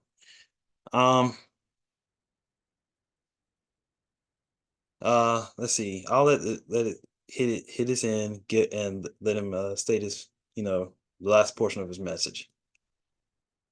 Go and follow Rachel King. Great videos. And always remember, you have to free yourself to be yourself, because your greatness is not negotiable. The journey, the vibration. Okay. So that's like I said, the end of the video. As you can see, this should be on shared video, so it should come up as hopefully, because this is my second recording of this, and I've made a whole like 3 hour or something recording, and it seems like I did it again. I'm so sorry. But this guy gives a nice stroke to the ego, to all those who, want to deem humanity above God. And it's not to say that we aren't made to be great. We are. We are made to be something, phenomenal, but not without God. With our sin, with our issues, we take greatness and we grind it to the ground in selfish selfish pursuits. We become, you know, we become crabs in a bucket. That's been used to describe other things, but we will drag down and trample people just to get things we want. That will make our life comfortable, just to do that. So we've compromised ourselves in so many different ways, and compromised others in so many different ways, that without God, it's pretty much serves as evidence that without God, you know, things are pretty bleak. But I would say that um, this video does provide great content as far as being presented with questions, tough questions. It does ask the tough questions. That's what they, seek to do. But we should also, seek to dig into those tough questions rather than avoid it, rather than, say, you know, I mean, yes, it is true that God works in mysterious ways, but but we should humbly seek wisdom. The Lord asks us to seek wisdom. Um, in reference to the parables, one thing I did notice is that in many of the cases where Jesus spoke a parable, a lot of people did not understand. Almost everybody did not understand. But and that included the disciples. But the thing that the deciding factor of those who were with God and those who were without, those who departed from God, departed from Jesus, those who molded over, they couldn't understand it, and they honestly asked God. They honestly asked Jesus, "What does that parable mean?" They inquired. They dared to inquire wisdom, and that's just one of the ways in which Jesus, you know, fed them the living water, fed them from, it gave them wisdom. They didn't know, many of the disciples, so many times in Jesus would state a parable, and they would go, I have no idea. Lord, what do you mean by that?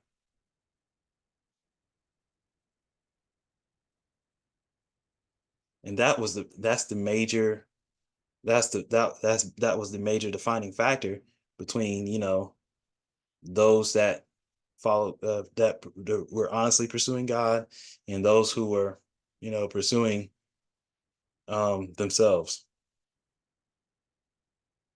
So dare to ask uh, to seek the answer, to dig into those questions, those hard questions, those tough questions.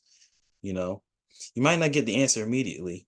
In Job's case, he didn't get the response. I don't think he was ever told of, um, you know, the whys of why he went through what he went through.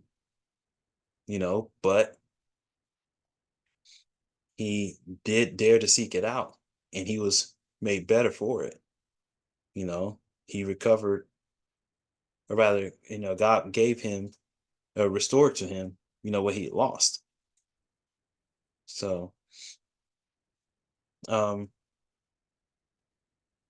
well, I guess that's all. I know I've kept y'all far too long. If you've actually, dared to make it to the end of this video, you know, that humbles me greatly that you would give me so much of your time, even if it's, broken up, which I suggest that you do because this is a long video. Um, but I wish I could probably break it down into 2 or 3 parts, but you can also just kind of manipulate the needle. I'll see if I can kind of break it down myself, upon, you know, editing it or something like that, and giving time bars to the particular questions, and my responses to them. But again, uh, if you watch this video, I'm humbled that you did. I'm thankful that well, I'm hoping that it provides you with something. Hopefully the Lord's spoken, through me. If anything is just of me, then you can rate that as grain of salt, and you know, cast that aside if it's not to your liking. But um yeah. Um I hope this encourages those who are following the faith. Um Hope this gives a little bit of understanding to those who, may have questions, may not be, Christian, but may have honest questions about it. As far as um, what our viewpoints might be or should be, or whatever the case may be. For those who, you know, view this video, who have a, strong stance against it, I hope that, you don't take this as an attack, but um, it's with as much love as I can. But again, with as much honesty and experience and, inference of experiences I've received. Um, to all, I do love y'all. And I wish nothing but the best, in the sense of, like, I hope to see y'all in the sky one day. Um, but anyway, with that, I'll bid you adieu, and, you know, take care.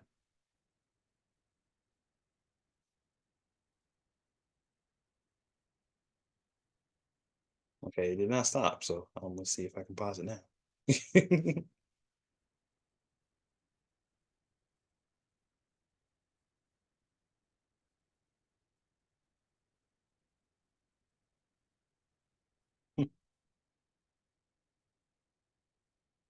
Oh no, it's taking even longer. I'm gonna have to end the meeting for it. Oh, stop recording. Here we go.